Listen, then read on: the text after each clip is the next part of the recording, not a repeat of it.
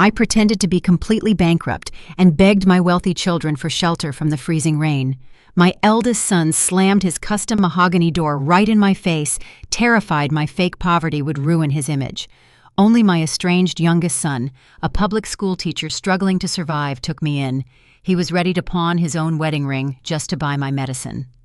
The next morning, my lawyer arrived with a certified check for $250 million, and the look of sheer panic on my greedy children's faces was absolutely priceless. The freezing Atlanta rain sliced through my thin thrift store coat like tiny knives. At 72 years old, standing on the marble steps of a $5 million Buckhead mansion, I forced myself to shiver. I did not actually need to force it much. The November downpour was brutal, soaking through the cheap polyester and chilling my bones. But the physical cold was nothing compared to the ice forming in my heart. I pressed the glowing intercom button beside the towering custom mahogany doors. I built Washington freight from a single rusted truck into an empire that dominated the eastern seaboard. I gave my children the world. Tonight I would find out what they would give me back when they thought I had nothing. The heavy door swung inward. Warm, cinnamon-scented air rushed out, carrying the faint sound of clinking glasses and jazz music. Marcus stood in the doorway. My firstborn. He wore a bespoke charcoal suit that cost more than my first fleet of trucks. He looked down at me, and his handsome face immediately contorted in disgust. He actually took a physical step backward, pulling his expensive Italian leather shoes away from the puddle forming around my worn boots. "Mom, what on earth are you doing here?" Marcus hissed, his eyes darting frantically toward the street as if my presence was a crime. "You are dripping all over the imported rug. I told you I had people over." I wrapped my arms around myself, letting my shoulders slump. I channeled every ounce of the exhaustion I felt. "Marcus, I need your help. Washington freight is gone." Marcus froze. The annoyance on his face vanished, replaced by a sharp, calculating panic. He looked at me as if I had spoken a different language. "What do you mean, gone?" he demanded, his voice dropping an octave. "The IRS raided the corporate offices this morning." I kept my voice trembling, staring at his perfect silk tie. "They froze every single account. They seized the main estate. I lost the house, Marcus. I have absolutely nothing left. I need a place to sleep tonight." A woman stepped into the foyer behind him. It was Chloe, my daughter-in-law, holding a half-empty martini glass. She wore a silk designer dress and a diamond necklace I had bought for her 40th birthday 2 months ago. When she saw me shivering, dropping water onto her marble floors, she did not rush forward with a towel. She did not ask if I was okay. She looked at me like I was a diseased stray animal. "Marcus, who is at the door?" Chloe asked, though she was staring right at me. "Are you out of your mind? We have Silicon Valley investors in the dining room right now. They are about to fund your Series B round. Your mother cannot be seen looking like a vagrant. Tell her to leave before someone sees her." I ignored her and looked directly into my son's eyes. "Marcus, please. Just for a few nights. Just until I can contact my legal team and figure out what to do. I am freezing. I am your mother." Marcus did not open the door any wider. He completely blocked the entrance with his broad shoulders. The son I had put through Ivy League schools, the son whose lavish lifestyle was entirely funded by the dividends of my sweat and blood, blocked me from the warmth of his home. "Mom, listen to me very carefully." Marcus lowered his voice to a harsh whisper. "Did you hide anything? Did you set up the offshore accounts in the Caymans like I told you to do last year? Tell me you at least protected the personal trusts. You could not have been stupid enough." I looked at him, letting a single tear mix with the rain on my cheek. "No. They took everything. The federal agents locked it all down. I am totally bankrupt. I do not even have money for a hotel room tonight." The transformation was instant and terrifying. The moment I said I was broke, all the fake respect and manufactured love Marcus had shown me for the past 20 years evaporated. His posture stiffened. His eyes turned completely dead. He looked at me not as a mother who had nurtured him, but as a bad investment that needed to be liquidated. "I cannot believe you were this careless." Marcus spat the words at me. "You ran a $500 million company into the ground because you refused to modernize. You are a stubborn old woman, and now you want to drag my reputation down with you. Do you know what a bankruptcy scandal will do to my startup? If those investors in my dining room find out my mother just lost her empire to the IRS, they will pull my funding instantly. My entire life will be ruined because of your incompetence." "But I am your mother," I said, letting my voice crack perfectly. I wiped the rain from my forehead, making sure my hands trembled. You cannot just leave me standing out here in the freezing cold. I have nowhere to go. Right now to me you are a liability," Marcus said coldly. "I am trying to build my own legacy here. I cannot have the police or federal agents showing up at my door because you failed to pay your taxes." I stared at my son. The boy I had nurtured through sickness and handed the world to on a silver platter was looking at me like I was garbage.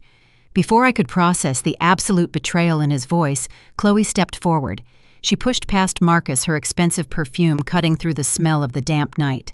She took a slow sip of her martini, the olive bobbing against the crystal glass, and let out a harsh, mocking laugh that sent chills down my spine. "I always knew your outdated business model would tank, Beatrice," Chloe said, her voice dripping with pure venom. "You ran that company like a dinosaur. You refused to adapt to the market, you refused to listen to Marcus when he begged you to sell, and now look at you. You are standing on my porch, dripping wet, begging for handouts like a common street stray. We are not a homeless shelter, Beatrice. We have a pristine reputation to maintain in this exclusive neighborhood." I looked from Chloe back to Marcus, waiting for him to defend his mother. I waited for him to remember the nights I stayed up balancing ledgers at our kitchen table, just so he could afford to go to a private school. But Marcus just looked away, staring at the polished marble floor instead of meeting my eyes. His silence was louder than anything Chloe could ever say. It was a complete and total validation of her cruelty. He completely agreed with her. Chloe sighed dramatically, rolling her eyes and acting as if my presence was the greatest inconvenience of her life. She balanced her martini glass against the heavy doorframe and reached into her designer clutch. She pulled out a crumpled $50 bill. Without a single shred of hesitation or human decency, she tossed the money directly at my feet. It landed in a puddle on the porch, the rainwater instantly soaking into the paper. "Take an Uber to the YMCA, Beatrice." Chloe sneered down at me. "I am sure they have a warm cot for you tonight. Do not come back here again." Marcus added, his voice completely devoid of any emotion. "I will have my assistant call you next week when the dust settles. If federal agents contact my office, I am telling them we are estranged. I cannot let your financial ruin infect my startup and scare away my board members. Goodbye, Mom." He did not even wait for me to respond. He reached out and grabbed the heavy brass handle. The custom mahogany door swung shut with a terrifying finality. The loud, heavy thud echoed through the freezing rain, vibrating deep inside my chest. The porch light clicked off immediately, plunging me into total darkness. I was completely alone in the freezing storm. I stood there in the freezing rain for a long time. Any normal mother would have collapsed on those cold marble steps. Any normal mother would have burst into tears, shattered by the realization that her firstborn child loved his social status more than the woman who gave him life. But I did not cry. The terrified trembling in my shoulders came to a sudden, complete stop. Slowly I bent down and picked up the wet $50 bill from the puddle. I smoothed out the crumpled paper with my thumb. This was what 40 years of blood, sweat, and absolute sacrifice was worth to my son. $50 and a slammed door. I tucked the wet bill into the pocket of my cheap thrift store coat. I did not feel broken. I felt a cold, terrifying clarity wash over my entire body. They actually thought I was a naive, bankrupt old woman. They completely forgot who they were dealing with. I am Beatrice Washington. I did not build the largest logistics empire on the eastern seaboard by being weak or foolish. In the 1970s, I started with a single rusted delivery truck. I fought through systemic racism, ruthless corporate sabotage, and brutal economic recessions. I crushed men twice my size in hostile boardrooms and built immense generational wealth from absolute scratch. I certainly did not survive all of that just to be casually discarded by a spoiled, arrogant son and his greedy, gold-digging wife. I was not bankrupt. The IRS was not seizing my assets. Washington Freight was perfectly fine. In fact, the company was far more than fine. But Marcus and Chloe did not know that truth. They had just failed the most important test of their miserable lives. They showed me their true colors, and I was going to make sure they painted their own destruction with them. I turned away from the massive mansion and walked down the long, winding driveway. The freezing rain beat down on my shoulders, but I no longer felt the cold. I reached the end of the street where the flickering streetlights cast long shadows across the wet asphalt. A discreet black luxury car was idling silently in the dark. As I approached, my private security driver immediately stepped out into the pouring rain, holding a large black umbrella over my head. He opened the rear door of the heavily armored vehicle for me. "Are you all right, Mrs. Washington?" he asked, noticing my soaked clothes and wet hair. "I am perfectly fine, Thomas," I replied, stepping into the heated leather interior of the luxury car. In fact, I have never seen things more clearly in my entire life. I settled into the plush seat and took off the damp, cheap coat. I looked at the $50 bill one more time before dropping it onto the center console. Marcus and Chloe were exactly what I suspected. Now it was time to see if the rest of my children shared their toxic, greedy mindset. "Take me to Vanessa's luxury penthouse, Thomas." I ordered him, my voice steady and commanding. "Let us see if my daughter has any humanity left in her." The heated leather seats of my private car offered only a temporary comfort. My driver, Thomas, navigated the cold, rain-slicked streets of Atlanta, heading straight to Midtown. We pulled up to the gleaming glass tower where my middle daughter, Vanessa, resided in a multi-million-dollar penthouse. I had paid the down payment on that penthouse. I had introduced her to the high-net-worth clients who kick-started her luxury real estate career. She was my polished, ambitious girl. Surely, a woman who built her entire brand on finding homes for people would not leave her own mother homeless. The car stopped at the curb. I told Thomas to wait around the corner. I stepped back out into the freezing downpour, needing to look the part again.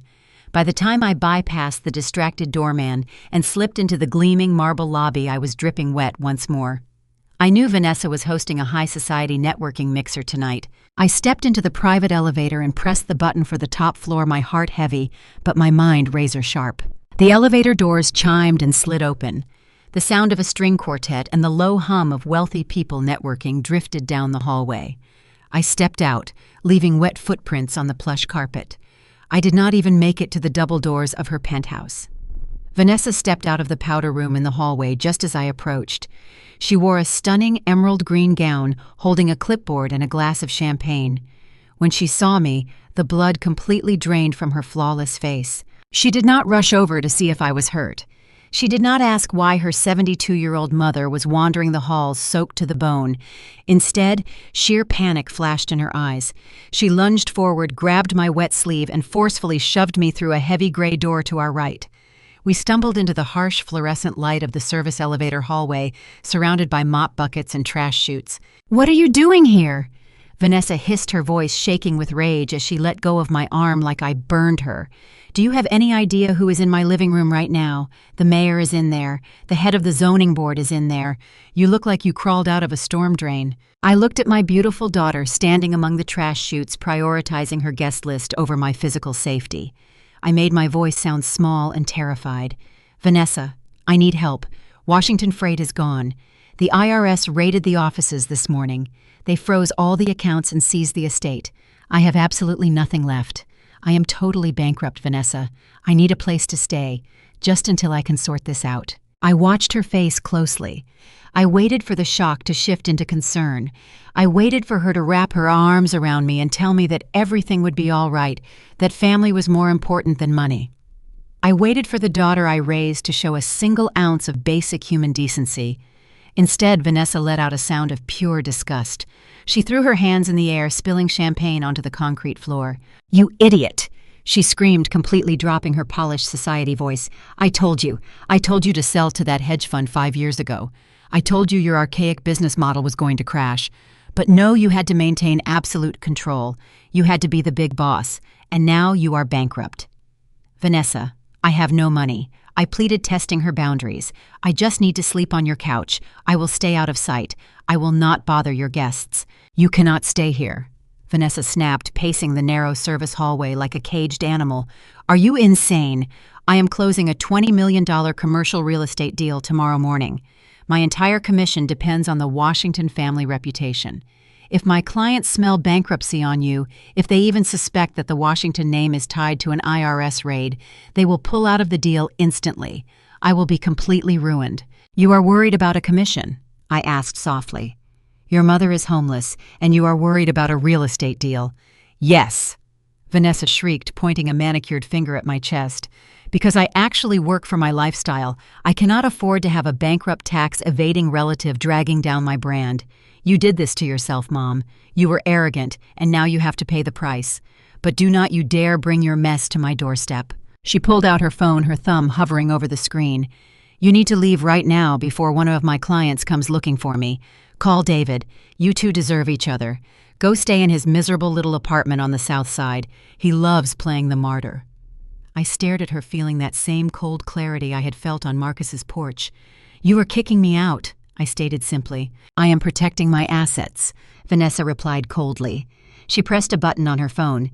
"Yes, security. This is Vanessa Washington in the penthouse.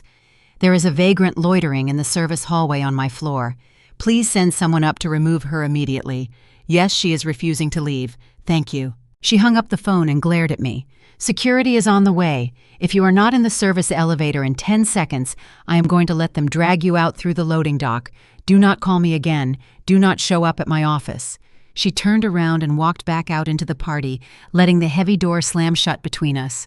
I pressed the elevator button. I felt free. "I am closing a $20 million commercial real estate deal tomorrow morning. My commission depends on the Washington family reputation. If my wealthy clients smell bankruptcy on the Washington name, I am completely ruined." The ride to the south side of Atlanta was a stark descent from the glittering towers of Midtown. The glass skyscrapers slowly gave way to cracked sidewalks and chain-link fences. I watched the city transform through the tinted windows of my armored car. For 10 years I had avoided this part of town. This was where my youngest son David had chosen to build his life. I disowned him a decade ago when he rejected an executive position at Washington Freight to become a public school history teacher. My anger only multiplied when he married Maya, a former waitress who grew up in the foster system. I convinced myself she was a gold digger targeting my family wealth. I refused to attend their wedding and returned every letter unopened.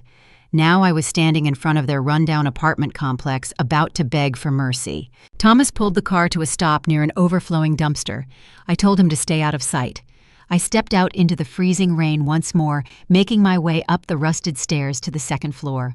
The concrete walkway was slick with mud and rainwater. I stopped in front of a peeling wooden door with a tarnished brass number 4 crookedly nailed to the center. My hand hovered over the cheap doorbell.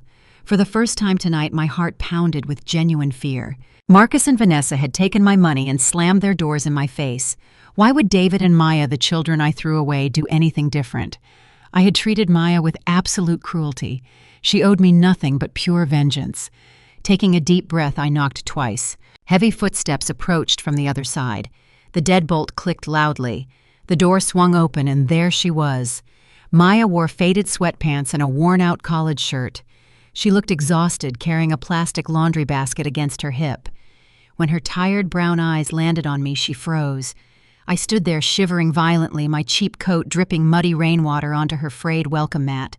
I braced myself for the inevitable smirk. I waited for her to laugh at the mighty Beatrice Washington, the tyrant who once humiliated her, now reduced to a freezing beggar on her doorstep. I prepared myself for the door to be slammed in my face for the final time tonight. But Maya did not laugh. She did not sneer. She dropped the laundry basket right there on the worn carpet. Without a single second of hesitation, she reached out, grabbed my freezing hands, and pulled me directly into the warmth of the cramped apartment. "David," she screamed, her voice echoing with sheer panic. "David, get in here right now. Bring the heavy blankets. Your mother is freezing to death." I was completely stunned into silence. Maya did not ask why I was there. She did not demand an apology for the 10 years of bitter silence. She immediately went to work saving me. She peeled the soaking wet freezing coat off my shoulders and tossed it onto the linoleum floor. She guided my shivering body to a worn-out lumpy sofa in the center of the tiny living room. "Stay right here," she commanded, her voice firm but incredibly gentle. "I will get you something warm." Heavy, panicked footsteps rushed down the narrow hallway. David sprinted into the living room holding a stack of thick wool blankets. He had aged in the 10 years since I last saw him. There were deep lines of exhaustion around his eyes, and his shoulders carried the heavy weight of a man struggling to make ends meet. But when he saw me sitting on his sofa, his face completely crumpled. He dropped the blankets and fell to his knees right in front of me. He did not ask what happened to my multi-million-dollar company. He did not ask why I was wearing rags instead of designer clothes. He simply wrapped his strong arms around my waist and buried his face in my lap, sobbing with absolute pure relief. "Mom, you are safe," David cried, his tears soaking into my damp clothes. "Thank God you are safe. I was so worried when I heard the storm. I missed you so much." My chest physically ached. I slowly raised my trembling hands and rested them on his shoulders. The son I had discarded for not being ambitious enough was kneeling on a cheap carpet, crying tears of joy just because I was alive. He did not care about the money. He never cared about the money. Maya rushed back into the room holding a steaming bowl of chicken soup. She carefully placed it into my shaking hands, then draped the heavy wool blankets over my shoulders, tucking them in tightly to trap the heat. She knelt beside David, her hand resting comfortingly on his back. Neither of them looked at me with anger or resentment. They only looked at me with deep, unconditional love. I took a slow sip of the hot soup. The rich broth warmed my freezing body, but the overwhelming guilt burning in my stomach was almost too much to bear. I had to force myself to finish the test. I set the bowl down on the scratched coffee table and looked at my youngest son. "David, I need to tell you something terrible." I made my voice crack, forcing the tears to fall. "I lost the empire, David. Washington Freight is completely gone. Federal agents raided the corporate offices and the IRS froze every single account. I have absolutely nothing left. I am totally bankrupt. I have no money and I have nowhere else to go." Instead of panicking about the financial burden I was bringing into their home, David just gripped my hands tighter. "It does not matter, Mom," he said, his voice completely steady. "The money never mattered to us. You are safe. That is all we truly care about. You are home now. I am Beatrice, 72 years old, and this is how I learned what my family was truly made of. Before I continue this story, let me know where you are watching from in the comments below. Hit like and subscribe if you have ever had to stand up to family who underestimated your worth. One negative headline about the Washington family name being dragged through a federal tax evasion investigation, and my investors will scatter. They will drop me by tomorrow morning. I reached out a shaking hand, pretending to seek comfort, but he actually stepped back again to avoid my touch. "You are turning me away," I asked, ensuring my tone captured the exact pitch of a heartbroken parent. "After everything I have provided for you, the private tutors, the cars, the down payment for this very mansion you are standing in." "That was your choice as a mother," Marcus replied without an ounce of shame. "And my choice as a businessman is to protect my assets. You should have listened to me years ago. Now you have to deal with the consequences of your own stubbornness alone." I watched from the shadows of the narrow hallway as David buried his face in his hands. The glow from his laptop illuminated the stress etched into his forehead. He was staring at their joint bank account balance. I could clearly see the red numbers on the screen. He let out a ragged breath, drowning in responsibilities he could not afford. Maya stepped quietly into the small kitchen, wearing a faded robe over her pajamas. She walked up behind my son and gently placed her hands on his shoulders. David leaned back, pointing at the glowing screen. "We are completely tapped out, Maya," he whispered, his voice trembling with panic. "Malik has his cybersecurity camp tuition due on Thursday. If we do not pay it, he loses his spot. But my school district paycheck does not clear until Friday morning. And now Mom is here. She needs her specialty insulin by tomorrow afternoon. I checked the out-of-pocket cost without her corporate insurance. It is nearly $500. How are we going to buy Mom her insulin?" Maya did not hesitate. She did not complain about the sudden financial burden I had dumped onto their laps. She did not suggest putting me in a state-run facility the way Marcus and Vanessa surely would have done. Instead, she gently moved her hands from David's shoulders and stepped around to the side of the cramped kitchen table. She looked directly at the glowing screen, processing the impossible math of their poverty. Then she looked down at her own left hand. Slowly and with unwavering determination, Maya reached for her ring finger. She twisted the thin, modest gold band and pulled it off. It was the same cheap wedding ring I had viciously mocked 10 years ago. I remembered that day with sudden, sickening clarity. I looked at the tiny diamond and laughed, telling David that his bride's jewelry looked like it came from a pawn shop. I accused her of trapping my son just to get her hands on the Washington family fortune. I had refused to attend their wedding out of pure arrogance. Now Maya placed that exact same ring onto the scratched wooden table right next to David's laptop. "I will go to the pawn shop tomorrow morning before my shift at the diner," she said fiercely, her voice echoing with undeniable strength. "This should cover the $500 for her insulin and leave enough for groceries." David stared at the gold band as if it caught fire. "Maya, no," he pleaded, standing up quickly. "I am not letting you pawn your wedding ring. That is the only piece of fine jewelry you own. You grew up in the foster system with absolutely nothing. This ring means everything to you. We will find another way. I will ask the principal for a cash advance. I will sell my car. I cannot take your ring." Maya grabbed David's hands and held them tightly against her chest. She looked up into my son's eyes with a fierce loyalty that stole the breath right out of my lungs. "David, listen to me," she commanded softly. "Your mother fought through the brutality of the civil rights era. She faced down vicious racism and corporate sabotage to build an empire for her children. She paved the way so people who look like us could hold our heads high in this city. She is a queen. I do not care if she lost her company. I do not care if she spent the last 10 years hating my guts and treating me like dirt. I will not allow a queen to starve or go without her medicine in our house. We are pawning the ring tomorrow." Standing in the pitch-black hallway, I slapped both hands over my mouth to muffle the violent sob tearing its way up my throat. The physical pain in my chest was absolute agony. Hot, bitter tears streamed down my wrinkled cheeks, soaking into the collar of my borrowed shirt. My entire worldview, my decades of harsh judgments and rigid arrogance, shattered into a million jagged pieces right there on the worn carpet. The girl I confidently labeled a gold digger was willing to sacrifice her most precious possession just to keep me alive. She had nothing to gain. She truly believed I was a bankrupt, broken old woman with zero assets. Yet she was protecting my dignity with a ferocity my own blood children lacked. Marcus and Vanessa had millions in their accounts and threw me into the freezing rain. Maya had nothing but a thin gold band, and she laid it down to shield me from the cold. I backed away from the doorway, moving silently on my tiptoes so they would not hear me weeping.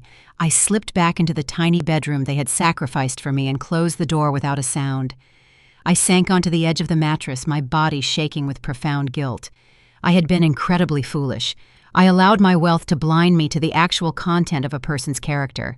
I spent a decade punishing my youngest son for choosing a woman of substance over status. I sat in the dark for a long time, letting tears wash away the last remnants of my toxic pride.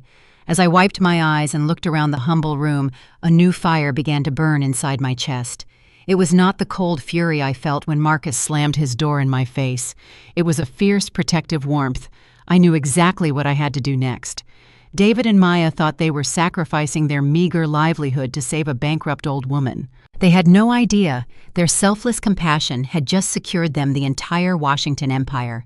I lay down on the bed, allowing myself to sleep, knowing the morning would bring a reckoning none of my children were prepared to face. Morning arrived with pale gray light filtering through the thin curtains of the cramped bedroom. I woke up to sounds of a household preparing for hard work. I stayed in bed, listening through the walls. I heard the front door click shut. David had already left to teach. A few minutes later, I heard Maya gathering her things. I knew exactly where she was heading. Out the door with her wedding ring in her pocket, walking straight to the pawn shop to buy my fake insulin. The profound weight of her sacrifice settled into my bones. I got up, smoothed down my rumpled thrift store clothes, and walked into the tiny living area. The apartment was silent, except for the rapid clicking of a keyboard. My 16-year-old grandson Malik sat in the corner. He wore an oversized black hoodie pulled over his head and noise-canceling headphones clamped over his ears. He slouched over a heavily modified laptop covered in stickers. For 10 years, I barely spoke to him.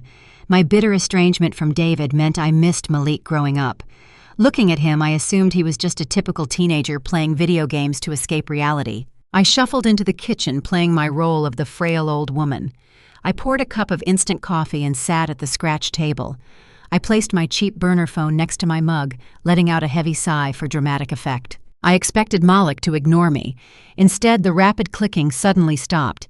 He reached up and pulled his heavy headphones down around his neck. He closed his laptop halfway and stood up. He was tall, bearing a striking resemblance to David, but he moved with a quiet, calculated grace that reminded me entirely of myself at that age. He walked slowly across the living room and approached the kitchen table. Without saying a single word, he reached out and picked up my cheap, plastic burner phone right off the table. I widened my eyes, immediately jumping back into my helpless act. "Malik, what are you doing with that?" I asked, making my voice sound weak and confused. "I need that phone in case my bankruptcy lawyers call me with bad news." Malik did not answer me right away. He carried my phone back to his corner desk and plugged it directly into a complex web of adapters connected to his laptop.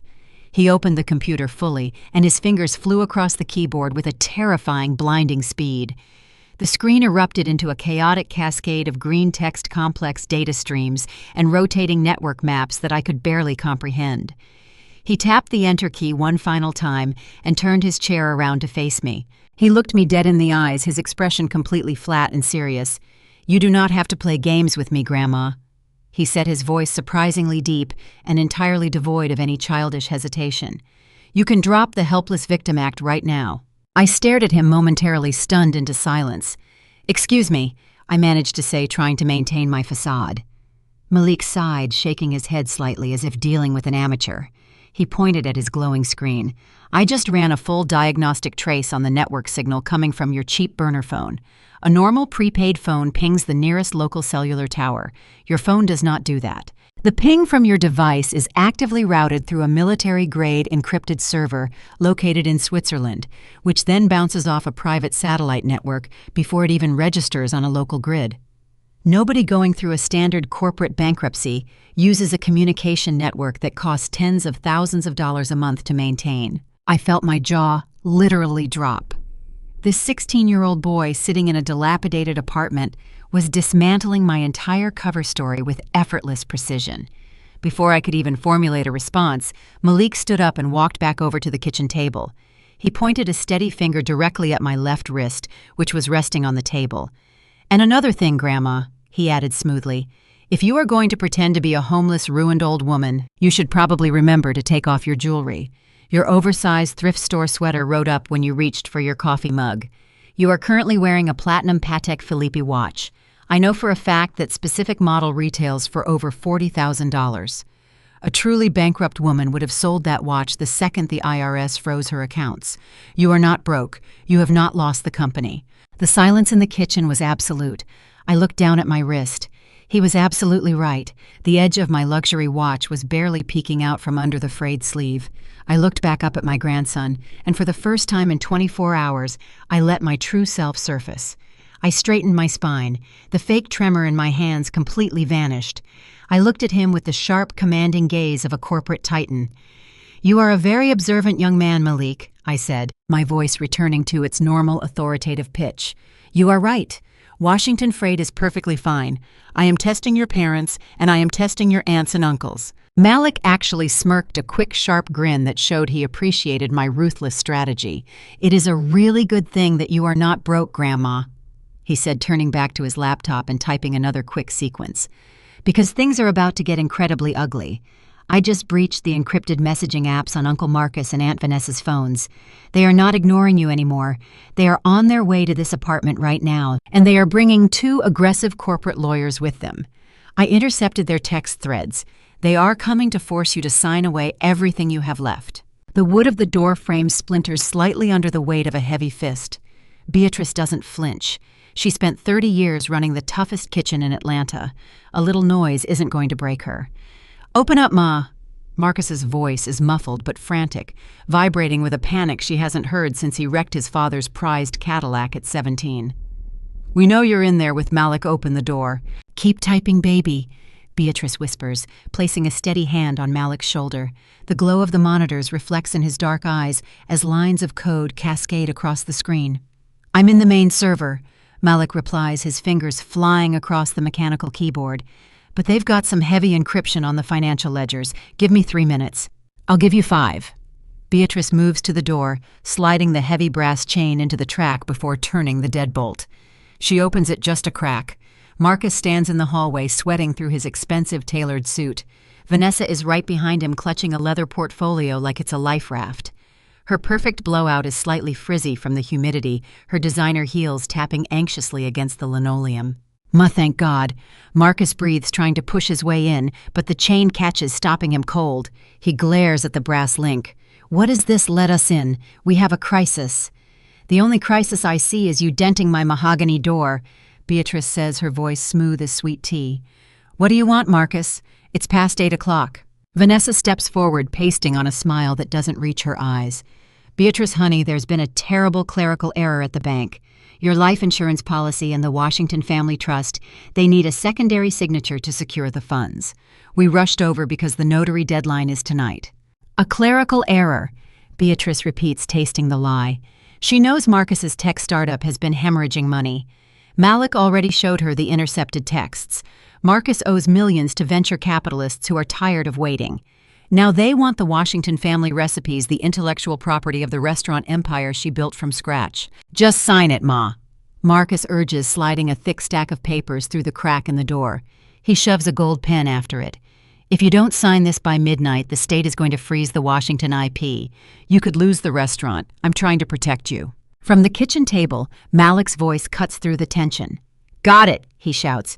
Grandma, they don't want to protect the IP. Marcus leveraged the Washington trademark as collateral for his startup. The investors are calling in the debt at midnight. Marcus's face drains of color. He slams his hand against the door. What is that little delinquent doing in there, Ma? He's filling your head with garbage. He dropped out of college. He's a hacker. He's the only one telling me the truth, Beatrice snaps. She grabs the papers Marcus shoved through the door and holds them up. You think I'm just some old woman who can't read fine print. I built this empire with your father when no bank would even look at a black man asking for a business loan. I know what a hostile takeover looks like. Beatrice, you're not thinking clearly. Vanessa says, her voice dropping its sweet facade, turning sharp and venomous. You've been forgetting things lately. The doctor said your cognitive decline is accelerating. If you don't open this door, we will have no choice but to call the authorities and tell them Malik is taking advantage of a vulnerable senior. The sheer audacity of the threat hangs in the hallway. They are using the classic playbook, paint the black matriarch as senile, weaponize the legal system, and swoop in to steal the legacy. You call whoever you want, Beatrice says, her voice dropping to a dangerous quiet register. But while you're dialing, you might want to ask yourself what Malik just found on your server. She looks back at her grandson. Malik, what's the damage? Malik swivels his monitor so it's visible through the crack in the door. Marcus didn't just leverage the restaurant grandma. He took out a fraudulent secondary life insurance policy on you, $2 million payable directly to Vanessa's offshore account, and he forged your signature to do it. Vanessa gasps, taking a physical step back. Marcus looks like he might vomit. The arrogance is entirely gone, replaced by the naked terror of a man who just realized he walked into a trap. That's illegal wire fraud, Malik adds cheerfully, his fingers resuming their rapid dance across the keys. And I just forwarded the entire digital trail, including the IP addresses of the forged signatures, to the FBI's cyber division and our family attorney. You little punk, Marcus roars, throwing his entire weight against the door. The chain groans, the wood splintering further. I'll kill you, open this door. Beatrice doesn't flinch. She pulls a small silver canister of pepper spray from her apron pocket, a gift from Malik, and holds it right at eye level with the crack in the door. You take one more step against my house, Marcus, and you'll be meeting the police blind, she says. Sirens begin to wail in the distance, cutting through the muggy Atlanta night. The sound grows louder, echoing off the brick apartment buildings. Vanessa, Marcus says, his voice cracking. Did you call the cops?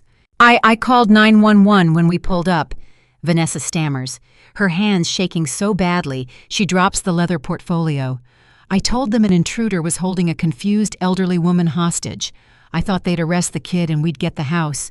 You fool, Marcus screams, grabbing his hair. He just sent them the fraud evidence. They're coming for us. The sirens are deafening now. Red and blue lights begin to strobe through the hallway windows, painting Marcus and Vanessa's terrified faces in alternating flashes of color. Beatrice looks at the sun. She raised the boy she sacrificed everything for now, standing in the hallway completely ruined by his own greed. You thought I was just some tired old woman, Beatrice says, her voice steady and unyielding. You thought because I asked for help with my smartphone, I wouldn't understand a financial ledger.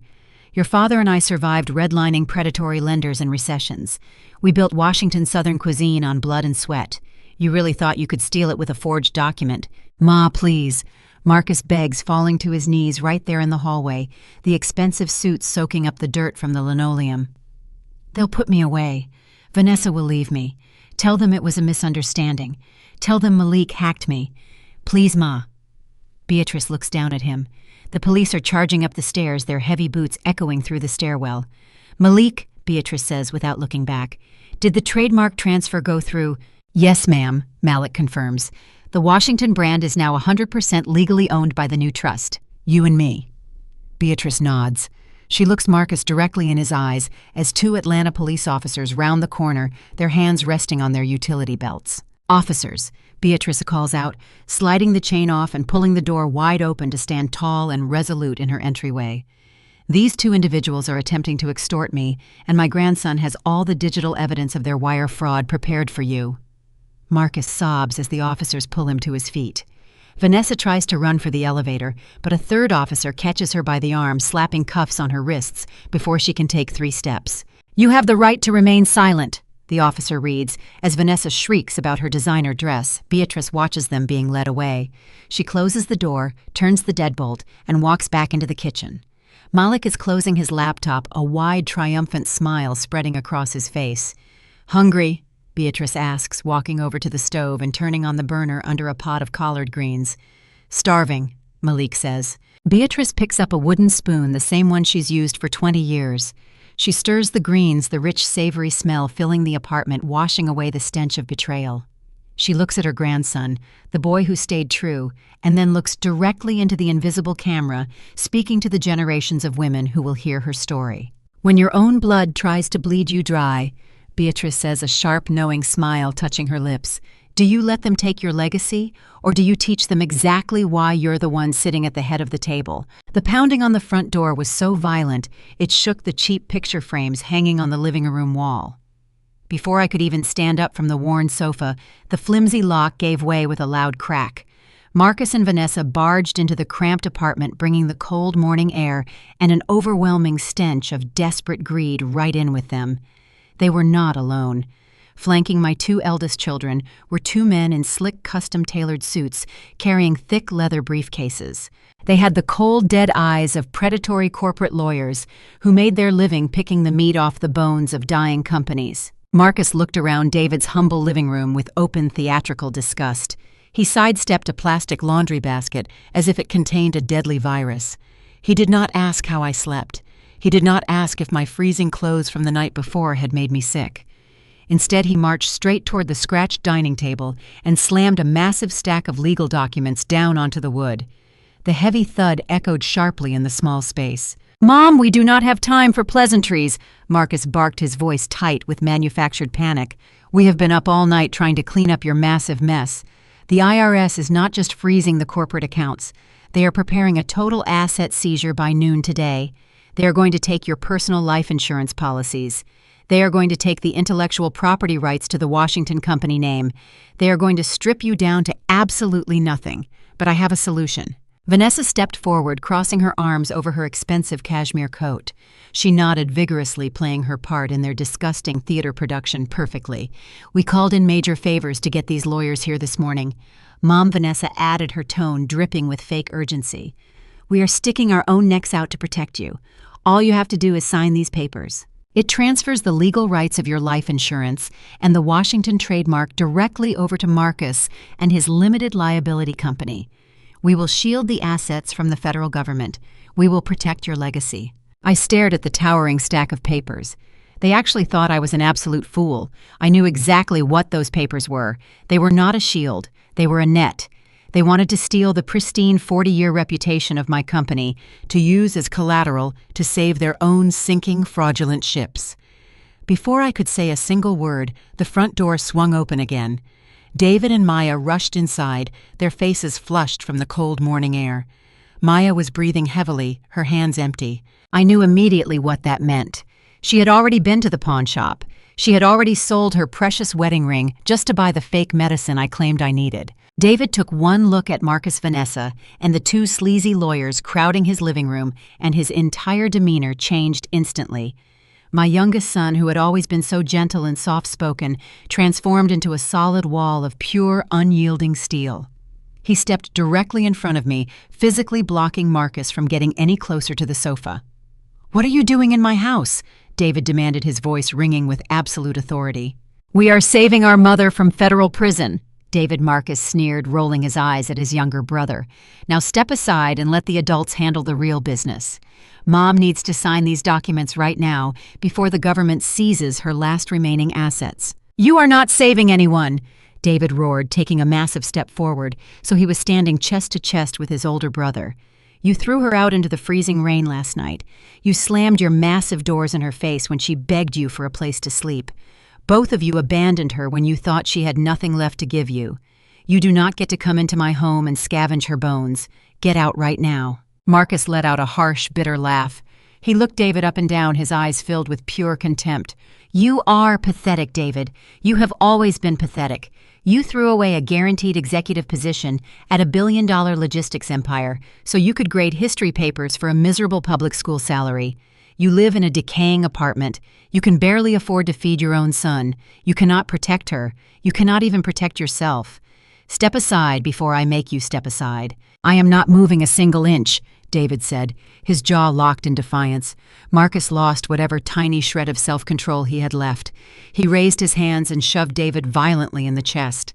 David stumbled backward, his hip crashing hard into the edge of the kitchen counter. The two lawyers took a quick step back, trying to distance themselves from the sudden physical violence. Vanessa shrieked loudly, telling David to stop being so dramatic. But before Marcus could take another step toward me, a heavy metallic clang rang out through the kitchen. Maya had dropped her purse onto the floor. In one fluid, terrifyingly fast motion, my daughter-in-law reached across the stove and grabbed a massive black cast-iron skillet by the heavy handle. She stepped right in front of David, raising the heavy iron pan like a weapon of war. Her dark eyes were completely blazing with a fierce, protective fury that made Marcus instantly freeze in his tracks. "I strongly suggest you back away from my husband," Maya said. Her voice was not loud. It was deadly quiet, which made it infinitely more terrifying. "You come into my home, you insult my family, and you put your hands on my husband. I do not care how much money you have, Marcus. I do not care what kind of fancy suit you are wearing today. If you take one more step toward David or your mother, I will crack your skull wide open with this skillet and happily wait for the police to arrive." Marcus swallowed hard, his eyes darting nervously from the heavy iron pan to Maya's unblinking stare. He took a slow, calculated step backward, raising his hands in a mocking gesture of surrender. "You are completely crazy," he muttered, trying desperately to regain his shattered composure. Vanessa scoffed, crossing her arms tightly again. "You two are acting like wild animals. We are trying to conduct high-level corporate business to save this family from utter ruin, and you are waving cooking utensils around. Mom, tell these lunatics to stand down so you can sign the paperwork. Time is running out." I remained seated on the worn sofa, completely silent, taking in the magnificent scene unfolding right in front of me. This was the defining moment of truth. My eldest children, the ones I had groomed for greatness, the ones I had showered with millions of dollars and elite education, were standing in front of me acting like ruthless predators. They were perfectly willing to use physical violence against their own brother just to steal my name and my legacy. They were cold, calculating, and entirely morally bankrupt. And then there was David, the son I had shunned for 10 long years because I thought his career choice was an embarrassment to our family brand. He stood tall, risking his own physical safety to shield me from harm. And beside him stood Maya, the woman I had judged so harshly, the woman I had dismissed as a lower-class gold digger, simply because she grew up in the foster system and worked in a local diner. She was standing there right now, holding a cast-iron pan, fully prepared to go to jail to protect an old woman who had given her nothing but grief. She had already pawned her wedding ring for me this morning, and now she was ready to fight for me. The sheer, undeniable reality of the situation washed over me like a tidal wave. Wealth does not build character. Wealth only amplifies whatever is already inside a person. Marcus and Vanessa were entirely hollow inside. David and Maya were built of solid rock. Marcus straightened his expensive jacket, trying to ignore Maya's weapon. "Look, Mom," he said, his tone shifting back to that manipulative, greasy smoothness. "Let us stop all this unnecessary family drama. You know David cannot help you. He does not have the resources, the legal team, or the corporate connections to fight the federal government. I do. I have the infrastructure to save the Washington name. All I need is your signature on those documents. Once the transfer is complete, I will personally guarantee that you have a roof over your head and food on your table for the rest of your life. I will not let you suffer, but you have to act right now." Vanessa nodded eagerly, pointing a perfectly manicured finger at the stack of papers on the dining table. "Just sign the documents, Mom. Do you really want to drag David and Maya down with you? Do you want the IRS showing up at this miserable apartment and seizing whatever little money they have left? Protect them by letting us protect you. Do the right thing." They were using David and Maya's poverty as a weapon against me, trying to manipulate my guilt to secure my signature. It was a brilliant, incredibly toxic strategy. If I truly were a bankrupt, broken old woman, I absolutely would have signed those papers just to keep my youngest son safe from the fallout. I would have handed over my entire legacy to Marcus and Vanessa without a second thought. But I was not a victim. I was the absolute master of this chessboard, and they had just walked blindly into the exact trap I had laid out for them. I let out a long, shaky breath, allowing my hands to tremble as I slowly stood up from the sofa. I kept my eyes completely downcast, playing the part of the defeated matriarch who had finally run out of options and energy. I slowly walked past my youngest son, putting my hand gently on David's shoulder to calm him. I looked at Maya, giving her a small, imperceptible nod to let her know that I appreciated her fierce bravery more than words could ever say. Maya slowly lowered the heavy cast-iron skillet, but her eyes never left Marcus's face. She stood her ground, an unmovable force of absolute loyalty. I approached the scratched dining table and stared down at the massive stack of legal documents Marcus had brought. The top page was loaded with dense, complicated legal jargon designed to confuse and overwhelm. But I had spent 40 years reading complex corporate contracts. I could spot a predatory clause from a mile away. They had drafted an irrevocable transfer of intellectual property rights and an absolute assignment of all personal life insurance benefits directly to a holding company controlled entirely by Marcus. It was a total legal theft disguised as a family rescue mission. Marcus quickly grabbed a solid gold pen from the inner pocket of his suit jacket. He clicked the top and held it out to me, his hand shaking slightly with raw, unhidden greed. His eyes were wide, fixed on the signature line at the bottom of the page. He could practically taste the money. He could see his escape route from his own fraudulent crimes opening up right in front of him. Vanessa stepped closer, her expensive perfume suffocating the small space. "Go ahead, Mom," she whispered, her tone sickly sweet. "Sign it right there on the dotted line. It will all be over soon. Everything is going to be perfectly fine." I reached out with a trembling hand and took the gold pen from Marcus. I felt the cold metal against my fingers. The entire room fell into a dead, suffocating silence. David turned his face away, unable to watch his mother surrender her 40-year legacy to his arrogant brother. Maya gripped the edge of the kitchen counter, her knuckles turning completely white. The two predatory lawyers leaned forward, their eyes locked on the tip of the gold pen. I held the pen directly over the paper, letting the anticipation stretch out until the tension in the room was absolutely unbearable. I held the pen hovering the gold tip just a fraction of an inch above the crisp white paper. The silence in the small apartment was heavy and suffocating. Marcus was practically vibrating with raw greed, his eyes locked entirely onto my trembling hand. But I did not sign the document. I deliberately let the seconds tick by, playing the exact role of a terrified, hesitant old woman perfectly. The slight delay was entirely too much for Vanessa. She simply could not handle the mounting suspense. She stepped out from behind her older brother, her expensive designer stilettos, clicking sharply against David's cheap linoleum floor. She slammed her perfectly manicured hands down onto the edge of the scratched dining table, leaning in close so I could smell her overwhelmingly heavy perfume. "Sign the paper right now, Mom." Vanessa hissed, her voice a highly toxic mixture of fake concern and absolute venom. "What on earth are you waiting for? Do you actually want to ruin our pristine credit scores? Do you want to drag us all down with you into your miserable bankruptcy?" I looked up at her, forcing my eyes to look watery and lost. "I am just so confused, Vanessa," I whispered, letting my hand shake even more. "I built this company from absolutely nothing. Giving it all away just feels so final." "It is final because your career is completely over." Vanessa snapped, abandoning any lingering pretense of daughterly love. "You failed. You lost everything. Marcus is offering you a generous lifeline, and you are sitting here hesitating like an ungrateful child. If the IRS seizes your remaining assets, that massive federal tax lien is going to stain the Washington family name forever. I have a $20 million commercial real estate deal closing tomorrow morning. If my high-net-worth corporate clients see my maiden name attached to a federal tax evasion scandal, my entire career will be destroyed. My reputation will be ruined because of your absolute incompetence. Do not be selfish, Mom. Sign the paper and let Marcus fix your mess before you destroy my life too." Her harsh words were designed to be verbal daggers aimed directly at a mother's heart. It was a masterclass in psychological manipulation. She was weaponizing guilt, attempting to make me feel completely responsible for her potential failures. David let out a low, angry growl from the kitchen, taking a strong step forward to defend me once again. Maya immediately put a firm hand on his arm, holding him back. She trusted me. She knew I was completely in control, even if my older children were entirely clueless. While the arrogant adults in the room were completely focused on the gold pen in my hand, nobody was paying any attention to the quiet teenager sitting in the far corner. Malik had not said a single word since Marcus and Vanessa barged into the apartment. He remained slouched at his small wooden desk, his oversized black hoodie pulled up, his noise-canceling headphones resting around his neck. To Marcus, Vanessa, and their two slick corporate lawyers, Malik was just a poor, irrelevant public school kid playing video games.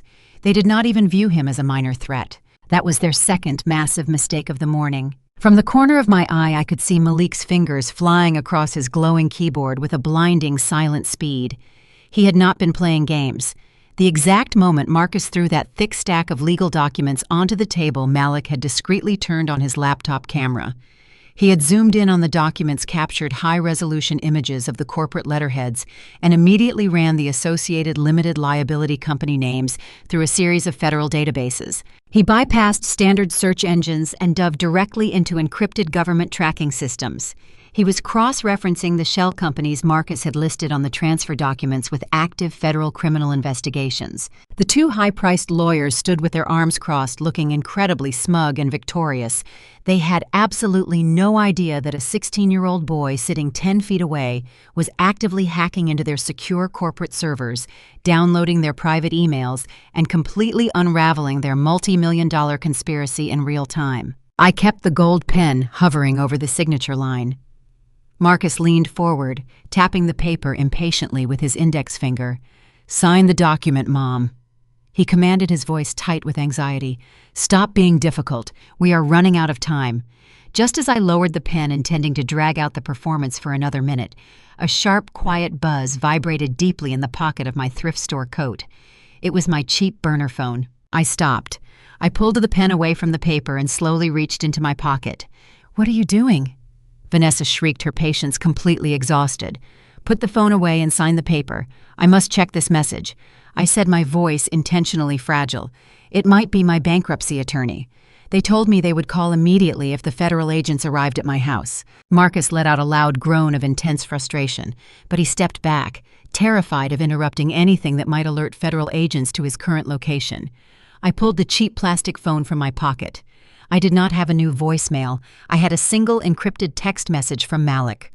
I kept my face completely blank. I did not let my eyes widen. I did not let my breathing change. I simply stared at the small glowing screen and read the message my genius grandson had just sent me. "Grandma, do not sign anything," Malik wrote. "Uncle Marcus is not trying to protect you. He is currently under an active FBI investigation for a massive cryptocurrency fraud. He stole millions from his venture capitalist investors and lost it all. Aunt Vanessa is being indicted by the state for laundering illicit money through her luxury real estate properties. They are both facing federal prison. They desperately need your clean, unblemished Washington trademark. They are going to use your pristine corporate legacy as collateral to secure a massive illegal bailout loan from a shadow bank. They are planning to take the cash and flee the country by tomorrow night. They are using you as a human shield." I read the terrifying words twice to ensure I fully understood the sheer magnitude of their depravity. My heart turned to absolute stone. They did not just throw me out into the freezing rain. They did not just abandon me when they thought I was homeless and broke. They had actively conspired to steal my entire 40-year legacy, destroy my pristine name, and leave me holding the bag for their federal felonies while they escaped to a tropical island with my money. They wanted to feed their own mother to the wolves. I slowly slid the cheap phone back into the pocket of my coat. I looked up from the scratched table. Marcus was forcing a tight, encouraging smile. Vanessa was tapping her foot, looking at her expensive watch. They looked like two impatient vultures waiting for an injured animal to finally stop breathing. I placed the solid gold pen back onto the table. It rolled slightly, clinking against the stack of fraudulent legal documents. I held the pen, hovering the gold tip just a fraction of an inch above the crisp white paper. The silence in the small apartment was heavy and suffocating. Marcus was practically vibrating with raw greed, his eyes locked entirely onto my trembling hand. But I did not sign the document. I deliberately let the seconds tick by, playing the exact role of a terrified, hesitant old woman perfectly. The slight delay was entirely too much for Vanessa. She simply could not handle the mounting suspense. She stepped out from behind her older brother, her expensive designer stilettos, clicking sharply against David's cheap linoleum floor.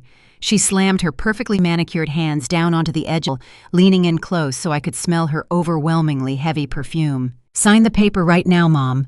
Vanessa hissed, her voice a highly toxic mixture of fake concern and absolute venom. "What on earth are you waiting for? Do you actually want to ruin our pristine credit scores? Do you want to drag us all down with you into your miserable bankruptcy?" I looked up at her, forcing my eyes to look watery and lost. "I am just so confused, Vanessa," I whispered, letting my hand shake even more.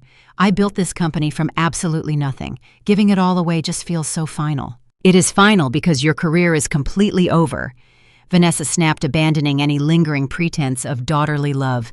"You failed. You lost everything.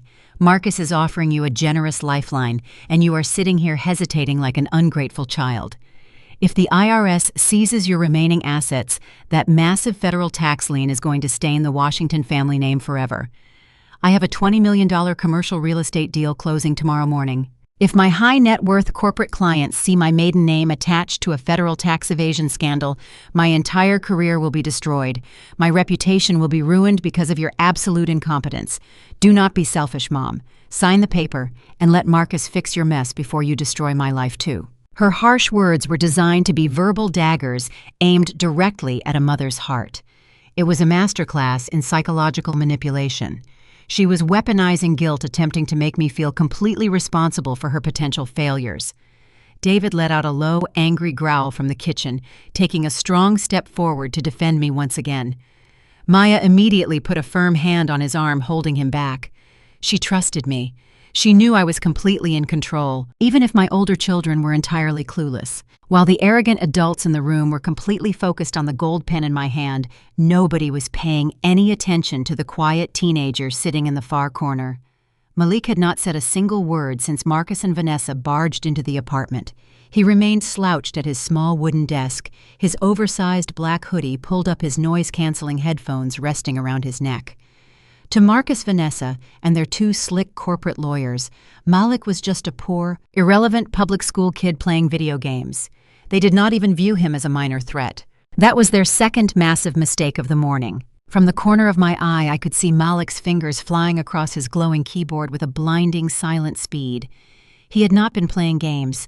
The exact moment Marcus threw that thick stack of legal documents onto the table, Malik had discreetly turned on his laptop camera. He had zoomed in on the documents, captured high-resolution images of the corporate letterheads, and immediately ran the associated limited liability company names through a series of federal databases. He bypassed standard search engines and dove directly into encrypted government tracking systems. He was cross-referencing the shell companies Marcus had listed on the transfer documents with active federal criminal investigations. The two high-priced lawyers stood with their arms crossed, looking incredibly smug and victorious. They had absolutely no idea that a 16-year-old boy sitting 10 feet away was actively hacking into their secure corporate servers, downloading their private emails, and completely unraveling their multi-million-dollar conspiracy in real time. I kept the gold pen hovering over the signature line. Marcus leaned forward, tapping the paper impatiently with his index finger. "Sign the document, Mom," he commanded, his voice tight with anxiety. "Stop being difficult. We are running out of time." Just as I lowered the pen, intending to drag out the performance for another minute, a sharp, quiet buzz vibrated deeply in the pocket of my thrift store coat. It was my cheap burner phone. I stopped.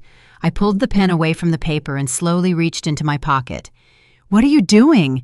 Vanessa shrieked, her patience completely exhausted. "Put the phone away and sign the paper. I must check this message," I said, my voice intentionally fragile. "It might be my bankruptcy attorney. They told me they would call immediately if the federal agents arrived at my house." Marcus let out a loud groan of intense frustration, but he stepped back, terrified of interrupting anything that might alert federal agents to his current location. I pulled the cheap plastic phone from my pocket. I did not have a new voicemail. I had a single encrypted text message from Malik. I kept my face completely blank. I did not let my eyes widen. I did not let my breathing change. I simply stared at the small glowing screen and read the message my genius grandson had just sent me. "Grandma, do not sign anything," Malik wrote. "Uncle Marcus is not trying to protect you. He is currently under an active FBI investigation for a massive cryptocurrency fraud. He stole millions from his venture capitalist investors and lost it all. Aunt Vanessa is being indicted by the state for laundering illicit money through her luxury real estate properties. They are both facing federal prison. They desperately need your clean, unblemished Washington trademark. They are going to use your pristine corporate legacy as collateral to secure a massive illegal bailout loan from a shadow bank. They are planning to take the cash and flee the country by tomorrow night. They are using you as a human shield." I read the terrifying words twice to ensure I fully understood the sheer magnitude of their depravity. My heart turned to absolute stone. They did not just throw me out into the freezing rain. They did not just abandon me when they thought I was homeless and broke. They had actively conspired to steal my entire 40-year legacy, destroy my pristine name, and leave me holding the bag for their federal felonies while they escaped to a tropical island with my money. They wanted to feed their own mother to the wolves. I slowly slid the cheap phone back into the pocket of my coat. I looked up from the scratched table. Marcus was forcing a tight, encouraging smile. Vanessa was tapping her foot, looking at her expensive watch. They looked like two impatient vultures waiting for an injured animal to finally stop breathing.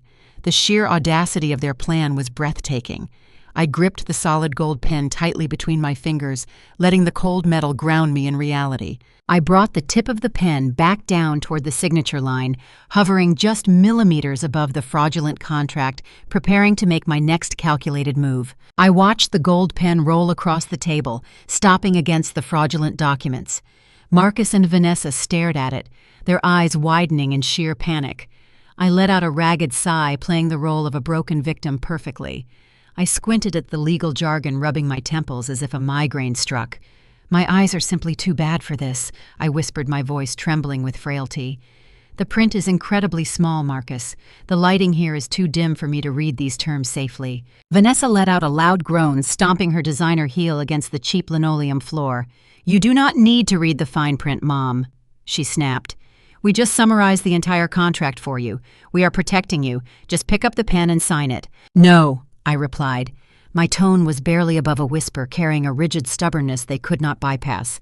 "I will sign it. I will give you everything you ask for. But I absolutely will not sign away a 40-year legacy without my attorney Elias reviewing the terms first. Bring him here tomorrow morning at 8 o'clock sharp.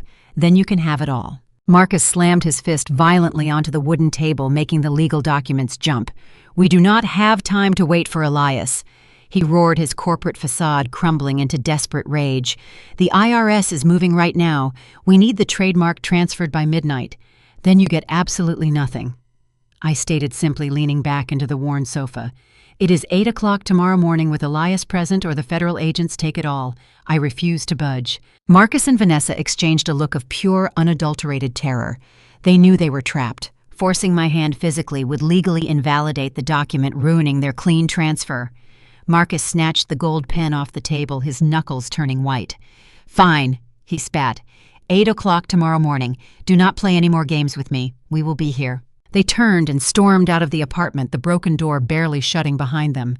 The slick corporate lawyers followed quickly, eager to escape the suffocating tension in the room.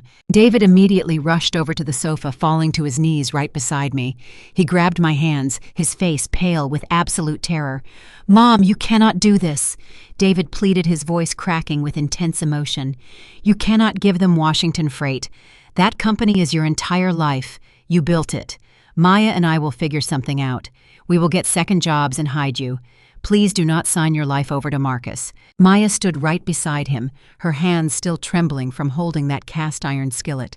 "We will call the police, Beatrice," she urged fiercely. "We will tell them Marcus is trying to extort you. We will fight for you." I looked at my youngest son and his brave wife. The tears in their eyes were genuine. They were prepared to risk their safety for an arrogant old woman who had treated them with icy disdain for 10 long years. My heart swelled with pride. It was finally time to end the painful charade. I gently pulled my hands out of David's grasp and stopped letting my shoulders slump. I straightened my spine, sitting up completely rigid and remarkably tall. The fake trembling weakness in my fingers vanished instantly. I stood up, commanding the room. The frail, defeated old woman they had been frantically trying to protect evaporated into thin air. In her place stood the ruthless multimillionaire CEO of Washington Freight and Logistics. David physically stumbled backward, utterly shocked by the sudden terrifying shift in my aura. I looked down at him with a sharp, commanding smile. "I am not signing away anything, my son," I declared, my voice ringing with absolute power. "I am setting a trap." David and Maya stared at me in complete disbelief, but the IRS David stammered, "The bankruptcy, There is no bankruptcy," I stated clearly, letting the truth wash over the room. "I did not lose the empire. I am wealthier today than I have ever been. I came here last night to test my family. Marcus and Vanessa failed miserably. They threw me out into the rain because they thought I was a financial liability. You and Maya passed the test. You were willing to sell your ring to buy me medicine. You proved your profound loyalty when you thought I had absolutely nothing to offer you." Maya gasped loudly, covering her mouth with both hands as the shocking reality washed over her. I turned away from the stunned adults and looked across the cramped room. "Malik," I called out, my tone shifting to that of an executive addressing her analyst. "Your uncle and aunt think they are going to use my trademark for a bailout loan. I need you to package all of that FBI evidence you just intercepted. Can you compile the wire fraud trails and forged documents into an undeniable presentation?" Malik reached up, pulled his hoodie back, and offered me a wickedly sharp, knowing smirk. "It is already done, Grandma," he replied smoothly, his long fingers resting confidently on the keyboard. I collated all the federal indictments and routed an encrypted backup copy to a cloud server. "It is ready for immediate deployment whenever you give the final word. You are an absolutely brilliant young man," I said warmly, feeling a surge of pride. I reached into the deep pocket of my damp coat and pulled out the burner phone. I dialed an encrypted, highly private number that only one other person in the entire world possessed. "Elias," I said, addressing my impeccable corporate attorney. "Marcus wants my signature at 8 o'clock tomorrow. Cancel your morning meetings. Bring the private security detail, the armored vehicles, and the special package. Tomorrow my greedy children will learn what happens when you can the woman who taught you." The sun barely broke over the horizon, casting long, pale shadows through the thin blinds of David's modest living room. It was exactly 7:50 in the morning. The air inside the cramped apartment felt incredibly thick, vibrating with a heavy, suffocating tension that made it almost impossible to breathe naturally. David and Maya were standing by the tiny kitchen counter, their postures completely rigid. They both knew the absolute truth now. They knew I was not a helpless, bankrupt old woman. They knew I was actively setting a lethal trap for my own flesh and blood. Maya was gripping her coffee mug with white knuckles, her eyes burning with a fierce, quiet anticipation. She was waiting for the precise moment the predators became the prey. Malik was already at his small wooden desk in the corner. His noise-canceling headphones were securely over his ears, but I knew he was fully alert. His laptop was open, running the final background protocols, ready to deploy the devastating digital evidence he had packaged for me last night. I was sitting in the center of the room on the worn sofa. I was no longer trembling. My spine was straight. I had taken a warm shower, and while I was still wearing the faded thrift store sweater to maintain the visual illusion for just a few more minutes, my demeanor had entirely shifted. I was Beatrice Washington. I was waiting for my trap to snap shut. They did not even bother to knock respectfully. At exactly 7:51, a loud, aggressive pounding echoed down the exterior hallway. The cheap wooden door rattled on its hinges. David walked over and unlocked the deadbolt, swinging the door open with a stony, expressionless face. Marcus and Vanessa pushed their way inside, immediately bringing the sharp, bitter chill of the morning air right into the living room. They were not alone. The same two slick, predatory corporate lawyers followed closely behind them, clutching their expensive leather briefcases like shields. I looked at my two eldest children, and I could practically smell the raw, desperate panic rolling off their bodies. They were completely running on pure adrenaline and sheer terror. Marcus had dark, heavy bags under his eyes. His custom-tailored suit looked slightly wrinkled, proving he definitely did not sleep last night. Vanessa was gripping her designer handbag so tightly, her manicured fingers looked like claws. They were practically foaming at the mouth for my signature because they knew the federal authorities were closing in on their massive fraudulent crimes. They needed my pristine trademark to secure their illegal escape funds by noon today, or they would absolutely be spending tonight in a federal holding cell. Marcus did not waste a single second with fake pleasantries. He marched directly toward the scratched dining table in the center of the small room. He snapped his fingers, and one of the lawyers immediately opened a briefcase, pulling out a thick, fresh stack of legally binding transfer documents.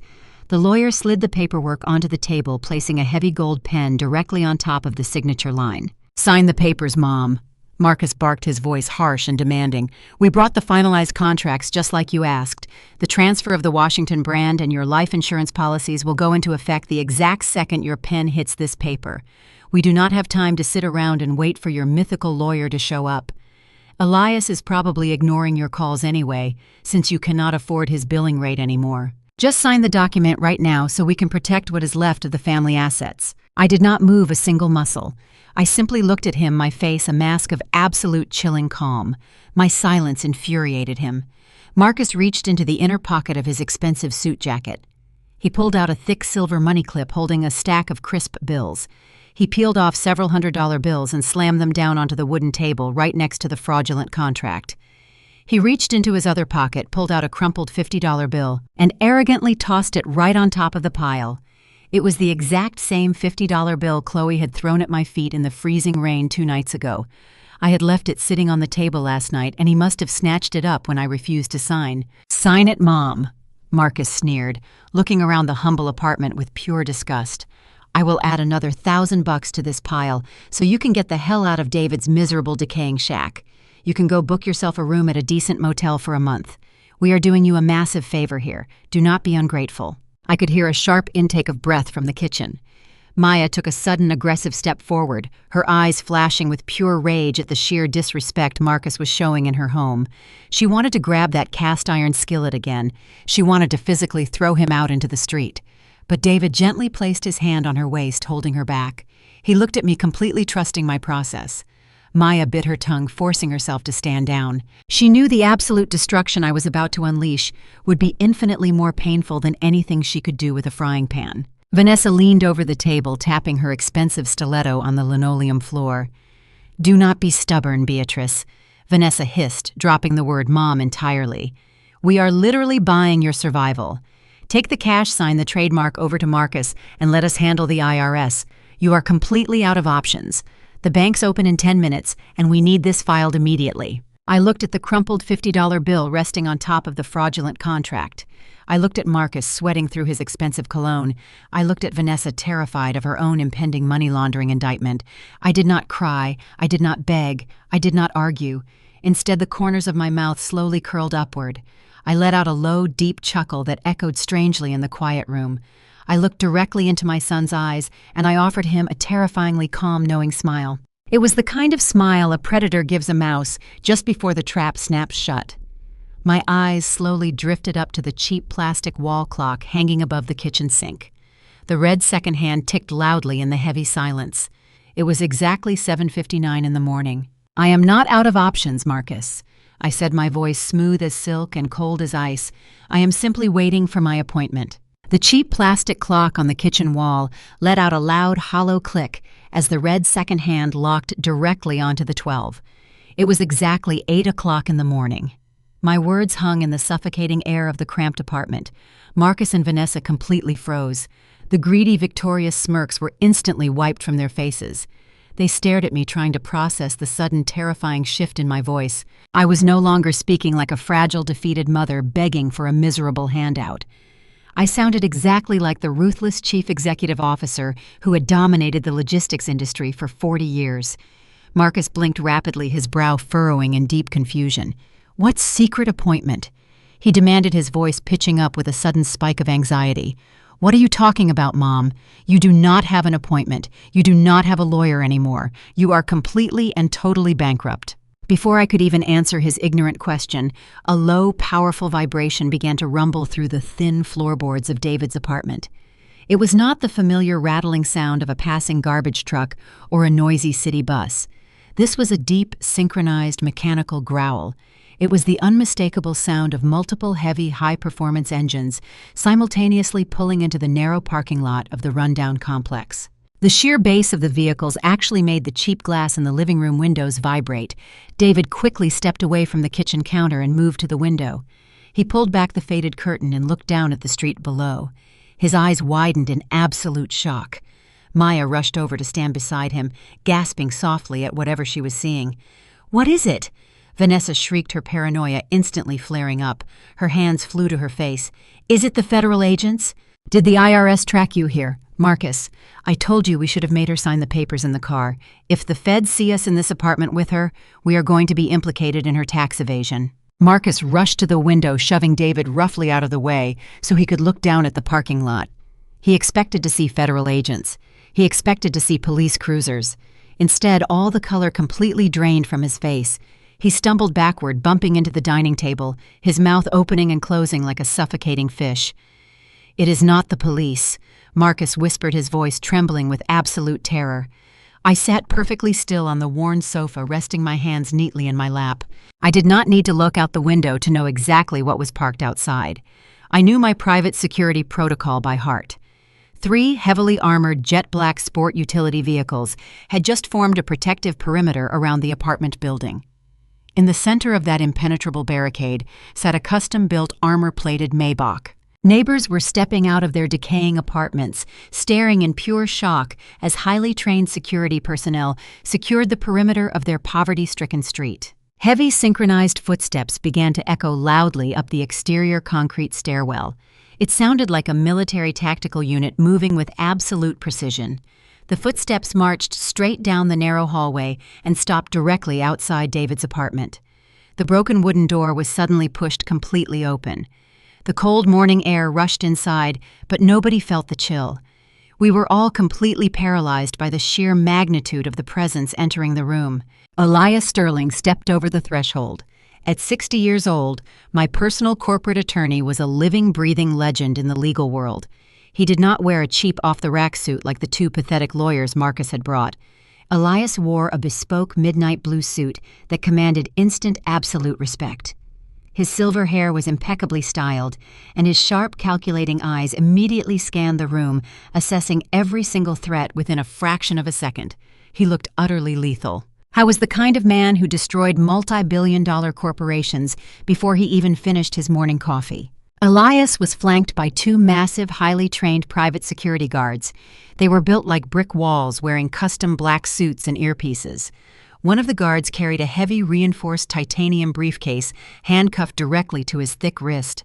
The sheer physical intimidation of the 3 men instantly sucked all the remaining oxygen out of the tiny living room. The 2 slick, predatory lawyers Marcus had hired realized immediately that they were entirely out of their depth. They were bottom-feeding scavengers who preyed on desperate startups. They were suddenly standing face-to-face with the apex predator of the legal industry. But they were too arrogant to surrender quietly. One of Marcus's lawyers puffed out his chest and took a bold step toward Elias. "Excuse me," the fake lawyer said, trying to sound highly authoritative. "This is a private, confidential family meeting regarding a sensitive corporate asset transfer. You are trespassing. I must ask you to leave these premises immediately before I contact the local authorities." Elias did not flinch backwards. He did not raise his calm voice. He did not even look directly at the man. He simply adjusted his expensive silk tie and offered a cold, dismissive smirk. "If you speak to me again, I will personally ensure your law license is permanently revoked by noon today," Elias said smoothly. The fake lawyer instantly turned pale, swallowed hard, and backed away, bumping into the wall exactly as he was instructed. With the minor annoyances neutralized, Elias slowly turned his sharp, piercing gaze directly onto my eldest son. Marcus was shaking visibly, his expensive suit clinging tightly to his sweating body. Elias stepped forward, stopping right in front of the scratched dining table. "Are you the individual attempting to commit wire fraud against my client?" Elias asked, his tone cutting through the room like a perfectly sharpened blade. Marcus froze. Marcus blinked rapidly, trying to shake off the sheer intimidation radiating from Elias Sterling. He forced a harsh, ugly laugh, puffing out his chest in a desperate attempt to reclaim control of the room. "Wire fraud." Marcus scoffed, his voice dripping with forced arrogance. "You must be joking. You are standing in the middle of a miserable, decaying apartment trying to sound tough. Your client is completely and totally bankrupt. She does not have a single penny to her name. The federal government seized her entire logistics company yesterday morning. There is absolutely nothing left for me to steal. I am actually doing her a massive favor by absorbing her worthless trademark before the IRS wipes her out completely. So take your rent-a-cops and your fancy suit and get out of my brother's house before I call the real authorities." Elias did not blink. He did not argue. He did not even acknowledge the pathetic insult. He simply raised one hand and snapped his fingers. The massive private security guard standing to his right immediately stepped forward. He lifted his thick, muscular arm and slammed the heavy reinforced titanium briefcase directly onto the scratched wooden dining table. It landed right on top of Marcus's fraudulent transfer documents and the crumpled $50 bill. The heavy thud made Vanessa jump backward in shock. Elias stepped up to the table. He reached out with calm, steady hands and began to enter a complex numerical sequence into the digital lock on the front of the briefcase. The sharp mechanical click of the heavy titanium latches springing open echoed loudly in the dead silence of the room. He slowly lifted the metal lid. I knew this was my moment. I stood up from the worn sofa. I did not need to act frail or broken for another second. I pulled my shoulders back and stood to my full height. The cheap, wet thrift store coat I had worn to test their loyalty suddenly looked like a royal cape. I walked slowly across the cheap linoleum floor, moving with the absolute, undeniable authority of a woman who had crushed ruthless corporate billionaires for 40 straight years. I stepped right up to the table, standing shoulder to shoulder with my fierce attorney. I looked directly into my eldest son's eyes. I did not lose the company, Marcus. I said, my voice completely stripped of any warmth or maternal affection. It was pure, freezing steel. The IRS did not raid my corporate offices. The federal government did not freeze a single one of my bank accounts. Washington Freight and Logistics is operating perfectly fine this morning. In fact, it is operating better than it ever has in the entire history of the company. Marcus stared at me, his mouth opening and closing silently. Vanessa shook her head rapidly, refusing to believe the words coming out of my mouth. "But you said you were homeless," Vanessa whispered, her voice trembling wildly. "You came to my penthouse dripping wet. You begged me for a place to sleep." "I came to your penthouse to see exactly what kind of woman you had become," I replied coldly, shifting my gaze to her terrified face. "And you showed me exactly who you are, Vanessa. You threw your own mother out into a freezing rainstorm to protect a simple real estate commission.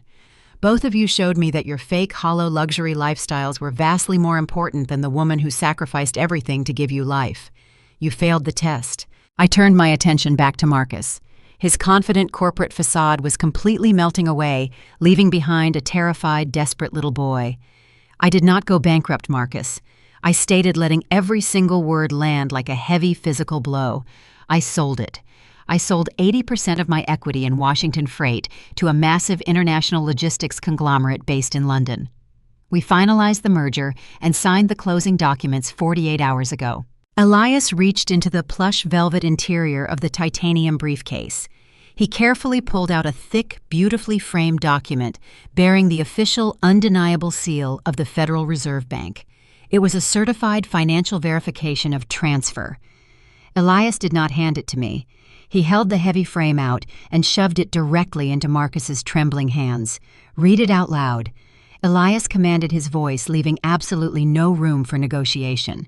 "Read the final verified deposit amount." Marcus gripped the frame. His eyes darted down to the bottom line of the official bank document. I watched his pupils physically dilate. I watched the blood completely drain from his face, leaving his skin a sickly pale gray. His hands began to shake so violently that the heavy frame rattled against his expensive watch. He tried to speak, but the words caught in his throat. He just choked on the air, unable to process the staggering reality of the numbers printed in bold black ink right in front of him. "Read the number, Marcus," I demanded, stepping closer to him. Marcus swallowed hard. 200. He started, his voice cracking into a pathetic squeak. $250 million. $250 million and 0 cents. I clarified, letting the staggering amount echo through the tiny, decaying apartment. That is liquid cash, Marcus. Cleared, verified, and sitting securely in an unbreachable private trust as of yesterday afternoon. The silence that followed was absolute. It was the kind of heavy, crushing silence that follows a massive explosion. Marcus stood frozen like a statue, completely paralyzed by the sheer magnitude of the wealth he had just permanently lost. The framed document slipped from his sweaty, shaking fingers and crashed onto the wooden table, shattering the glass over his own fraudulent contracts. He did not even try to catch it. Behind him, Vanessa let out a sharp, breathless gasp. Her eyes rolled back slightly. Her knees completely gave out. The high-end real estate broker, the woman who had called security to drag her mother out of her lobby, physically collapsed. She slid down the peeling wallpaper of David's apartment and hit the linoleum floor with a heavy thud. She sat there in her expensive designer coat, pulling her knees to her chest, rocking back and forth as the devastating truth crushed her soul. They finally understood the horrifying reality of their actions. They had slammed their heavy mahogany doors in my face. They had thrown me out into a freezing November storm. They had treated me like a worthless, diseased beggar, and they did it all when I was actually worth $250 million. They traded unimaginable generational wealth for their own arrogant, selfish pride. I looked over at David and Maya. They were standing by the kitchen counter, completely speechless, holding each other tightly. Maya had tears streaming down her face, tears of pure shock and absolute relief. She had been willing to walk to a pawn shop this morning to sell her cheap wedding ring just to buy me medicine. She thought I was a broken old woman, yet she loved me anyway.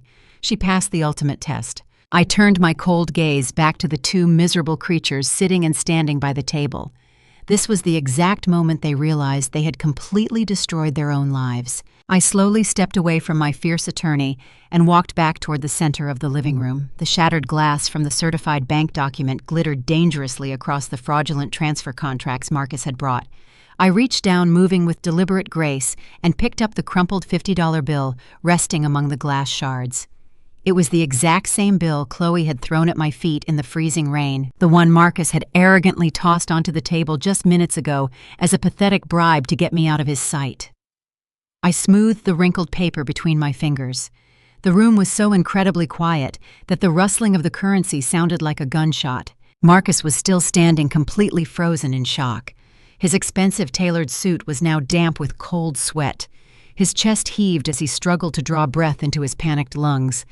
I walked right up to my eldest son, stopping so close I could see the absolute terror swimming in his dark eyes. I did not raise my hand in anger. I did not yell. I simply reached out and carefully tucked the crumpled $50 bill deep into the breast pocket of his bespoke charcoal suit jacket. I patted the fabric twice, flattening it against his wildly beating heart. "You failed the test," I said, my voice cutting through the silence with the precision of a surgeon's scalpel. "Both of you completely failed. You sold your souls for a lavish lifestyle you could not actually afford, and you casually discarded the woman who gave you life because you incorrectly thought she was no longer profitable to you. You looked at your own mother and saw nothing but a financial liability. You thought you could just sweep me under the rug and steal my 40-year legacy to cover your miserable, fraudulent crimes. But you forgot one very important thing, Marcus. I am the one who taught you how to play this game." Marcus opened his mouth desperately, trying to formulate an excuse. His lips trembled, but no sound came out. The sheer gravity of his monumental mistake had completely crushed his vocal cords. He had traded $250 million for a false sense of superiority. Down on the cheap linoleum floor, Vanessa finally found her voice. It was not the polished, commanding tone she used to intimidate her high-society real estate clients. It was a pathetic, high-pitched wail. She scrambled onto her hands and knees, ignoring the dirt on the cheap carpet, and desperately reached out to grab the hem of my damp thrift store coat. "Mom, please." Vanessa sobbed, her heavy makeup running down her face in thick black streaks. "I did not mean it. I was just so stressed about my commercial closing. I was scared. You know I love you. We are family. You cannot just cut us off like this. Please forgive me. I will do anything you ask." I looked down at my daughter, feeling absolutely zero pity. I took a deliberate step backward, pulling my coat completely out of her desperate grasp. "Do not touch me, Vanessa," I commanded coldly. "Do not dare use the word family to manipulate me now. When I came to your luxury penthouse begging for a safe place to sleep, you looked me dead in the eyes and called security to have me dragged out through the loading dock. You told me to go stay in David's miserable little apartment. Well, here I am. And you are absolutely right.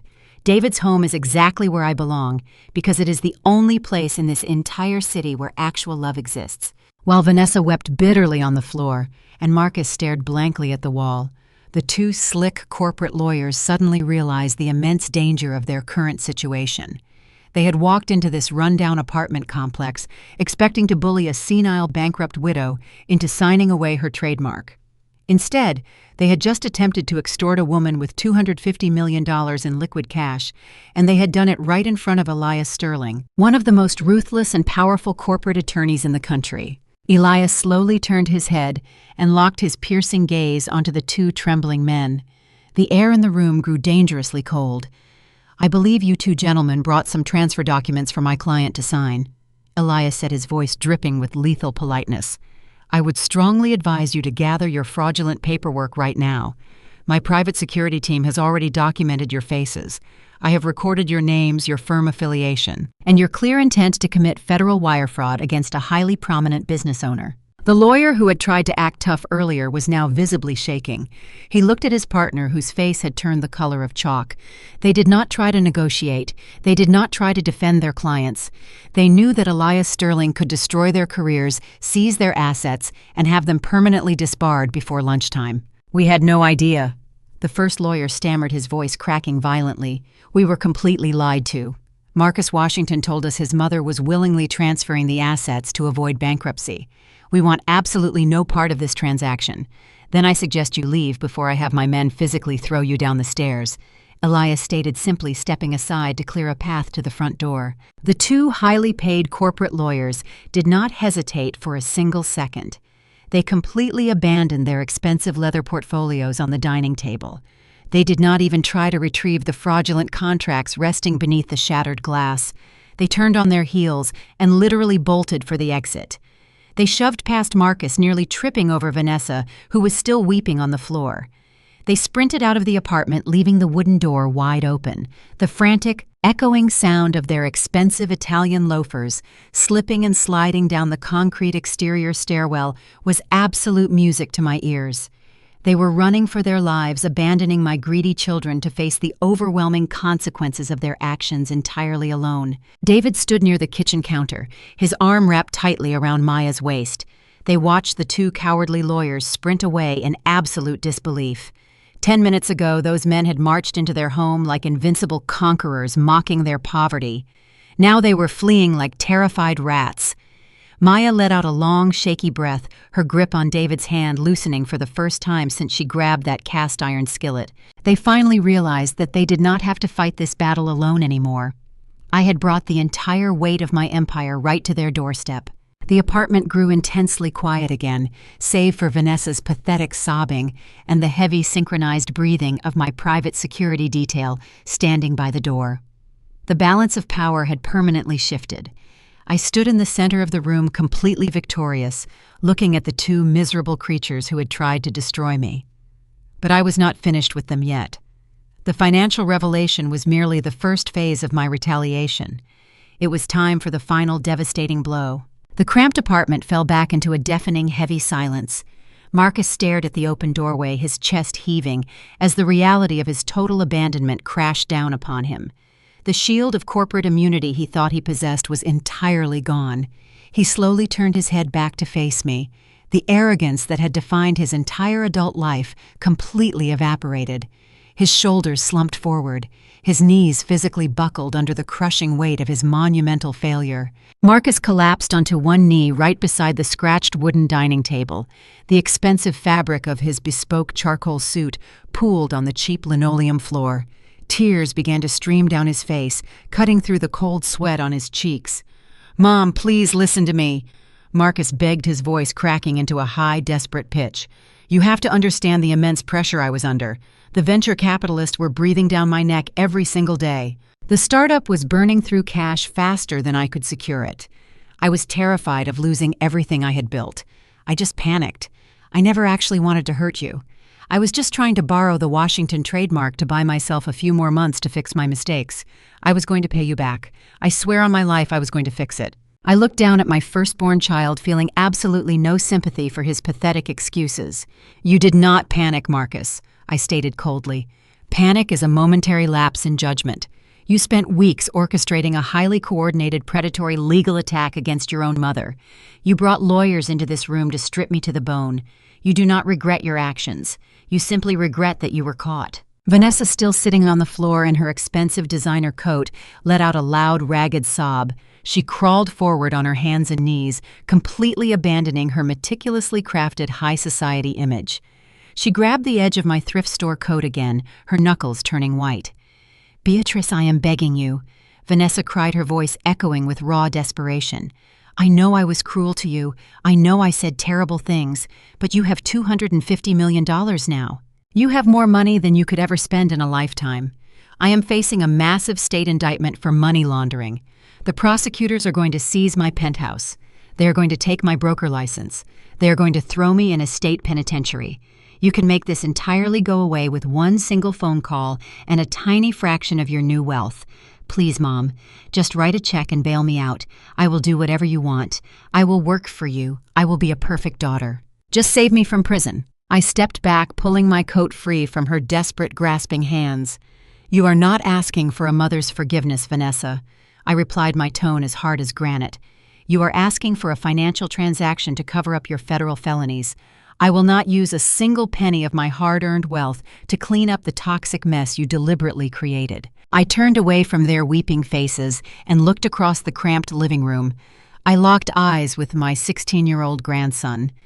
Malik was still sitting at his small wooden desk, his posture completely relaxed, his fingers resting lightly on his laptop keyboard. It was time to show my greedy children exactly who had dismantled their entire criminal enterprise. Malik, I commanded, my voice projecting across the room with absolute authority. Please show your uncle and your aunt exactly what you found during your research last night. I think they need to see the full scope of their current situation. Malik offered a sharp, brilliant smile. With absolute pleasure, Grandma, he replied confidently. Malik picked up a thick black cable from his desk and plugged it directly into the side of David's old cheap television set mounted on the living room wall. He tapped a few keys on his heavily modified laptop. Instantly, the television screen flared to life. The display did not show video games or streaming movies. It displayed a terrifyingly complex, highly organized digital presentation of pure, unadulterated criminal evidence. Malik stood up and walked over to the screen, adopting the confident posture of a seasoned corporate analyst presenting to a board of directors. He pointed a steady finger at the glowing television. Right here on the left side of the screen, we have the complete digital ledger for Uncle Marcus's tech startup. Malik explained, his young voice ringing with undeniable power. I bypassed his firewalls and downloaded the primary transaction history. You can clearly see the exact dates and times he illegally funneled millions of dollars of investor capital into his own private cryptocurrency wallets. I also tracked the subsequent market crash that wiped out the stolen funds. The blockchain trail is entirely undeniable. Marcus let out a strangled, horrified gasp, covering his face with both hands. Malik tapped another key, and the right side of the screen shifted to display a new set of highly confidential financial documents. And right over here, we have Aunt Vanessa's luxury real estate portfolios, Malik continued smoothly. I cross-referenced her recent cash purchases with offshore banking accounts located in the Cayman Islands. She has been actively washing millions of dollars in illicit cartel money through high-end commercial properties in Midtown Atlanta. I even found the encrypted emails where she discusses her percentage cuts with her shadow investors. Vanessa slumped completely flat against the linoleum floor, her breathing coming in short, rapid, terrified bursts. She was completely broken. A 16-year-old boy had effortlessly ripped apart the complex financial shield she had paid top dollar to build. I walked over and stood right beside my brilliant grandson, placing a proud, steady hand on his shoulder. I looked back at the two miserable, weeping figures on the floor. You thought you were the smartest people in the room, I said, my voice echoing with absolute finality. You thought you could easily outsmart a tired old woman and steal her legacy to save your own skins. But you severely underestimated the people you viewed as beneath you. Marcus looked up, his eyes red and swollen. Ma, please, he begged one last time. You have the evidence. Just delete it. Just let us walk away. We will never bother you or David ever again. We will disappear." I looked at him, my expression completely void of any mercy. "By the way, Marcus," I said coldly, letting the absolute truth sink into his bones, "Elias did not just bring my certified check this morning. I instructed him to make a few important phone calls on his way here. He brought the Federal Bureau of Investigation directly to your corporate startup headquarters and to Vanessa's luxury real estate brokerage. They executed the search warrants exactly 20 minutes ago. Your office servers have been seized. Your passports have been flagged. Your bank accounts are already permanently frozen." The cramped apartment fell back into a deafening heavy silence for a fraction of a second before total chaos completely erupted. Marcus stared at the open doorway, his chest heaving as the terrifying reality of his absolute abandonment crashed down upon him. The shield of corporate immunity he thought he possessed was entirely gone. The fragile, toxic alliance between my two greedy children shattered instantly under the crushing pressure of federal indictments. Marcus spun around and pointed a trembling, accusatory finger directly at his younger sister. "You told them." Marcus screamed, his voice cracking into a frantic, hysterical pitch. "You made a secret deal with the federal prosecutors to save your own real estate license. You threw me to the wolves to cover up your massive money laundering tracks." Vanessa scrambled to her feet, her expensive emerald green designer gown now completely ruined, stained with dirt from the cheap linoleum floor. "Are you totally insane?" she shrieked at the top of her lungs, stepping forward and shoving him incredibly hard in the chest. "You are the one who left a digital trail a mile wide for a 16-year-old kid to find. You dragged my pristine commercial properties into your miserable cryptocurrency scam. You promised me the Washington trademark transfer would clear my massive debts. You completely lied to me." They stood right in the middle of David's cramped living room, screaming violently at each other, entirely forgetting that my elite private security team was watching their every single move. They did not apologize to me. They did not drop to their knees and beg for my forgiveness one last time. They simply tore into each other like starving, desperate animals, fighting over a rotting scrap of meat. It was the most pathetic, revealing display of human nature I had ever witnessed in my entire life. I had seen absolutely enough of this disgusting performance. I raised my right hand and signaled directly to Elias. He gave a sharp, highly precise nod to the two massive private security guards standing by the shattered doorway. "Gentlemen," Elias said, his voice cutting through the chaotic screaming with lethal authority, "please escort these two individuals off the premises immediately. They are no longer welcome in this home." The highly trained guards moved with terrifying robotic efficiency. One guard grabbed Marcus roughly by the collar of his bespoke charcoal suit, lifting the grown man almost completely off the floor. The other guard grabbed Vanessa firmly by her bare arm. "Do not touch me!" Vanessa wailed, struggling wildly and kicking her designer stilettos against the guard's iron grip. "I will sue you for everything you own. I personally know the mayor of this city." "You do not know anyone anymore, Vanessa," I said coldly, watching them being dragged backward toward the exterior hallway. "Your high society political friends will drop your name the exact second that federal indictment hits the evening news broadcast." Marcus dug his expensive Italian leather shoes into the floor, desperately trying to stop his backward momentum. "Mom, wait." He cried out, genuine tears streaming down his panicked face. "You cannot do this to us. We are your children. We are your blood." I turned my back on him entirely, refusing to give him a single ounce of validation. The guards pulled them forcefully through the threshold and out into the cold morning air. Their frantic, overlapping screams echoed loudly down the concrete stairwell, growing fainter and fainter until they were finally thrown out into the freezing Atlanta rain. Elias stepped forward and firmly closed the broken wooden door, locking the deadbolt securely into place. The trash had finally taken itself out. The sudden silence in the apartment was incredibly heavy, but it was no longer suffocating or toxic. It felt like a massive, poisonous weight had been permanently lifted from the very foundation of the room. I let out a long, slow breath, releasing 10 years of bitter resentment, misplaced expectations, and misguided pride. I looked over at my trusted attorney. "Give us a private moment, please," I instructed softly.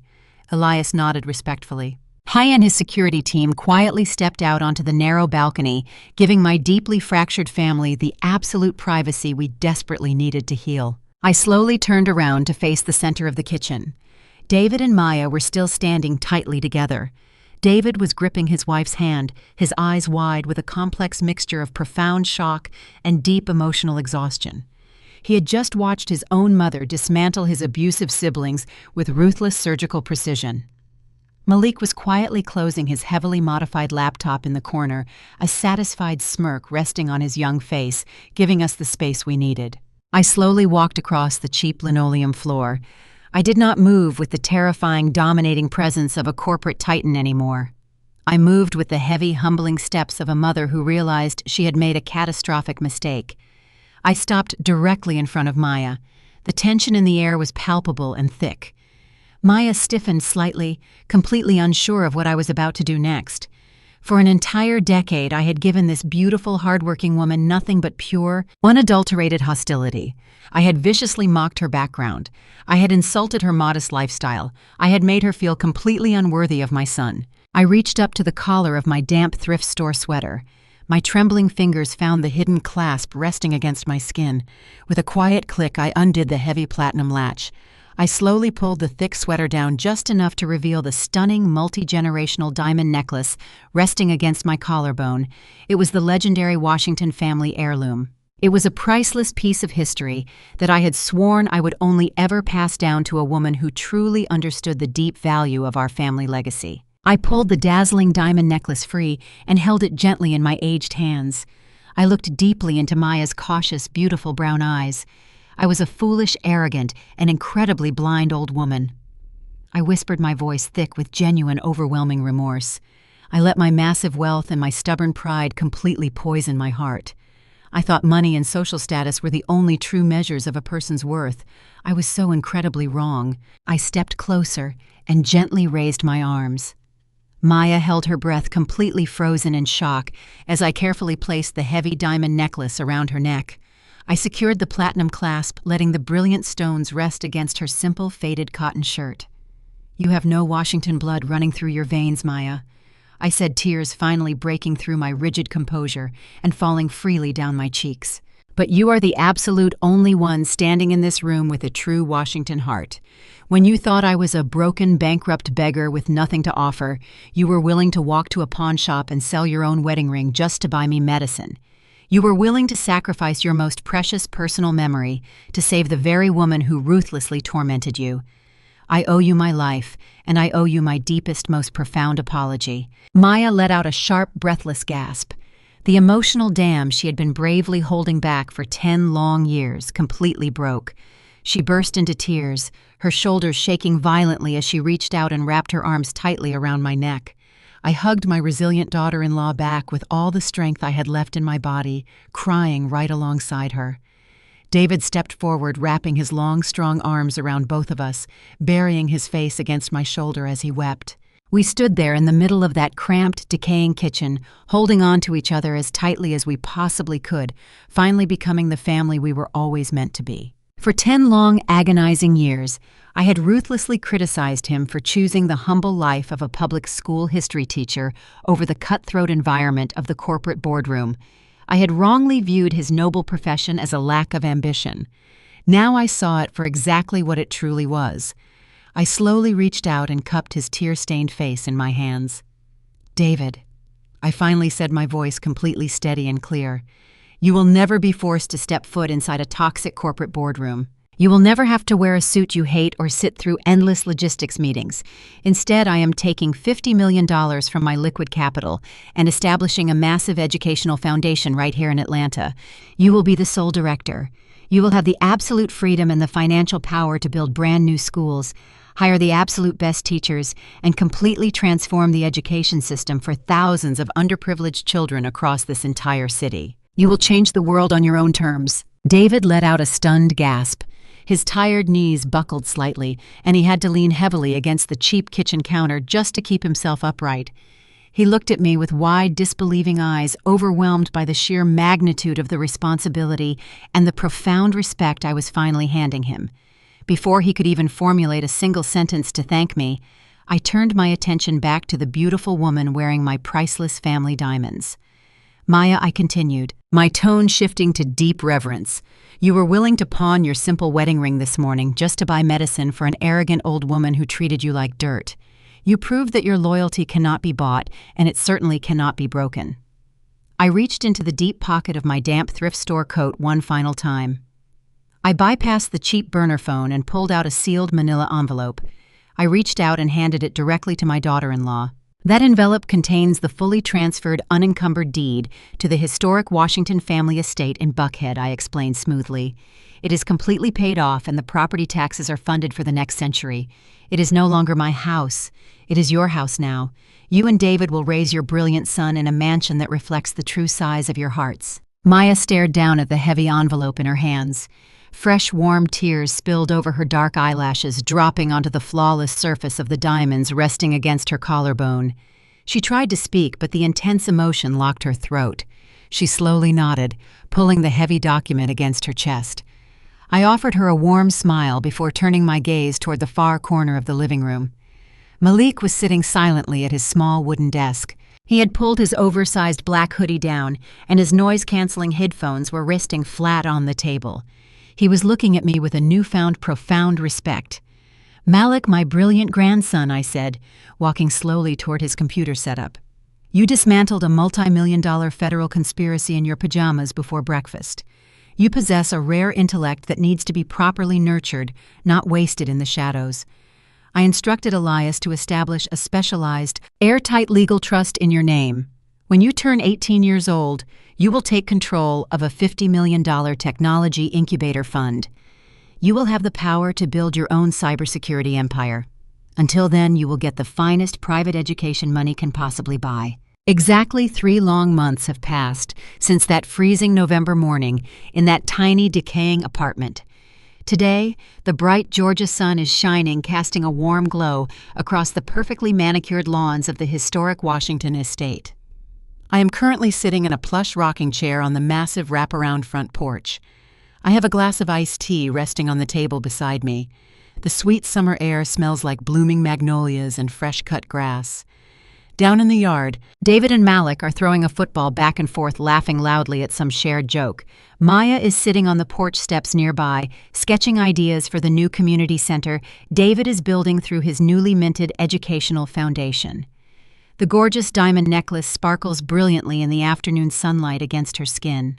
We are not just surviving anymore, we are thriving unburdened by the toxic weight of greedy, superficial expectations. I take a sip of my iced tea and look directly at you. Yes, I am talking directly to you. People in high society love to use that old tired phrase. They say blood is thicker than water. They use it to excuse terrible behavior, to force you to endure abuse just because you share the same genetic code as your abusers. But I learned a very different, much harsher lesson on that freezing night. I learned that loyalty, especially when you have nothing left to offer, is the only currency that truly matters in this world. My eldest son and middle daughter are currently sitting in cold, miserable cells in a federal maximum security prison, waiting for their criminal trials to begin. The prosecutors have an airtight case of wire fraud, money laundering, and elder abuse against them. They begged me for help.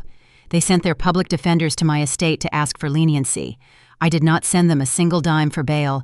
I did not hire them an attorney. I completely cut them out of my life, my wealth, and my entire legacy forever.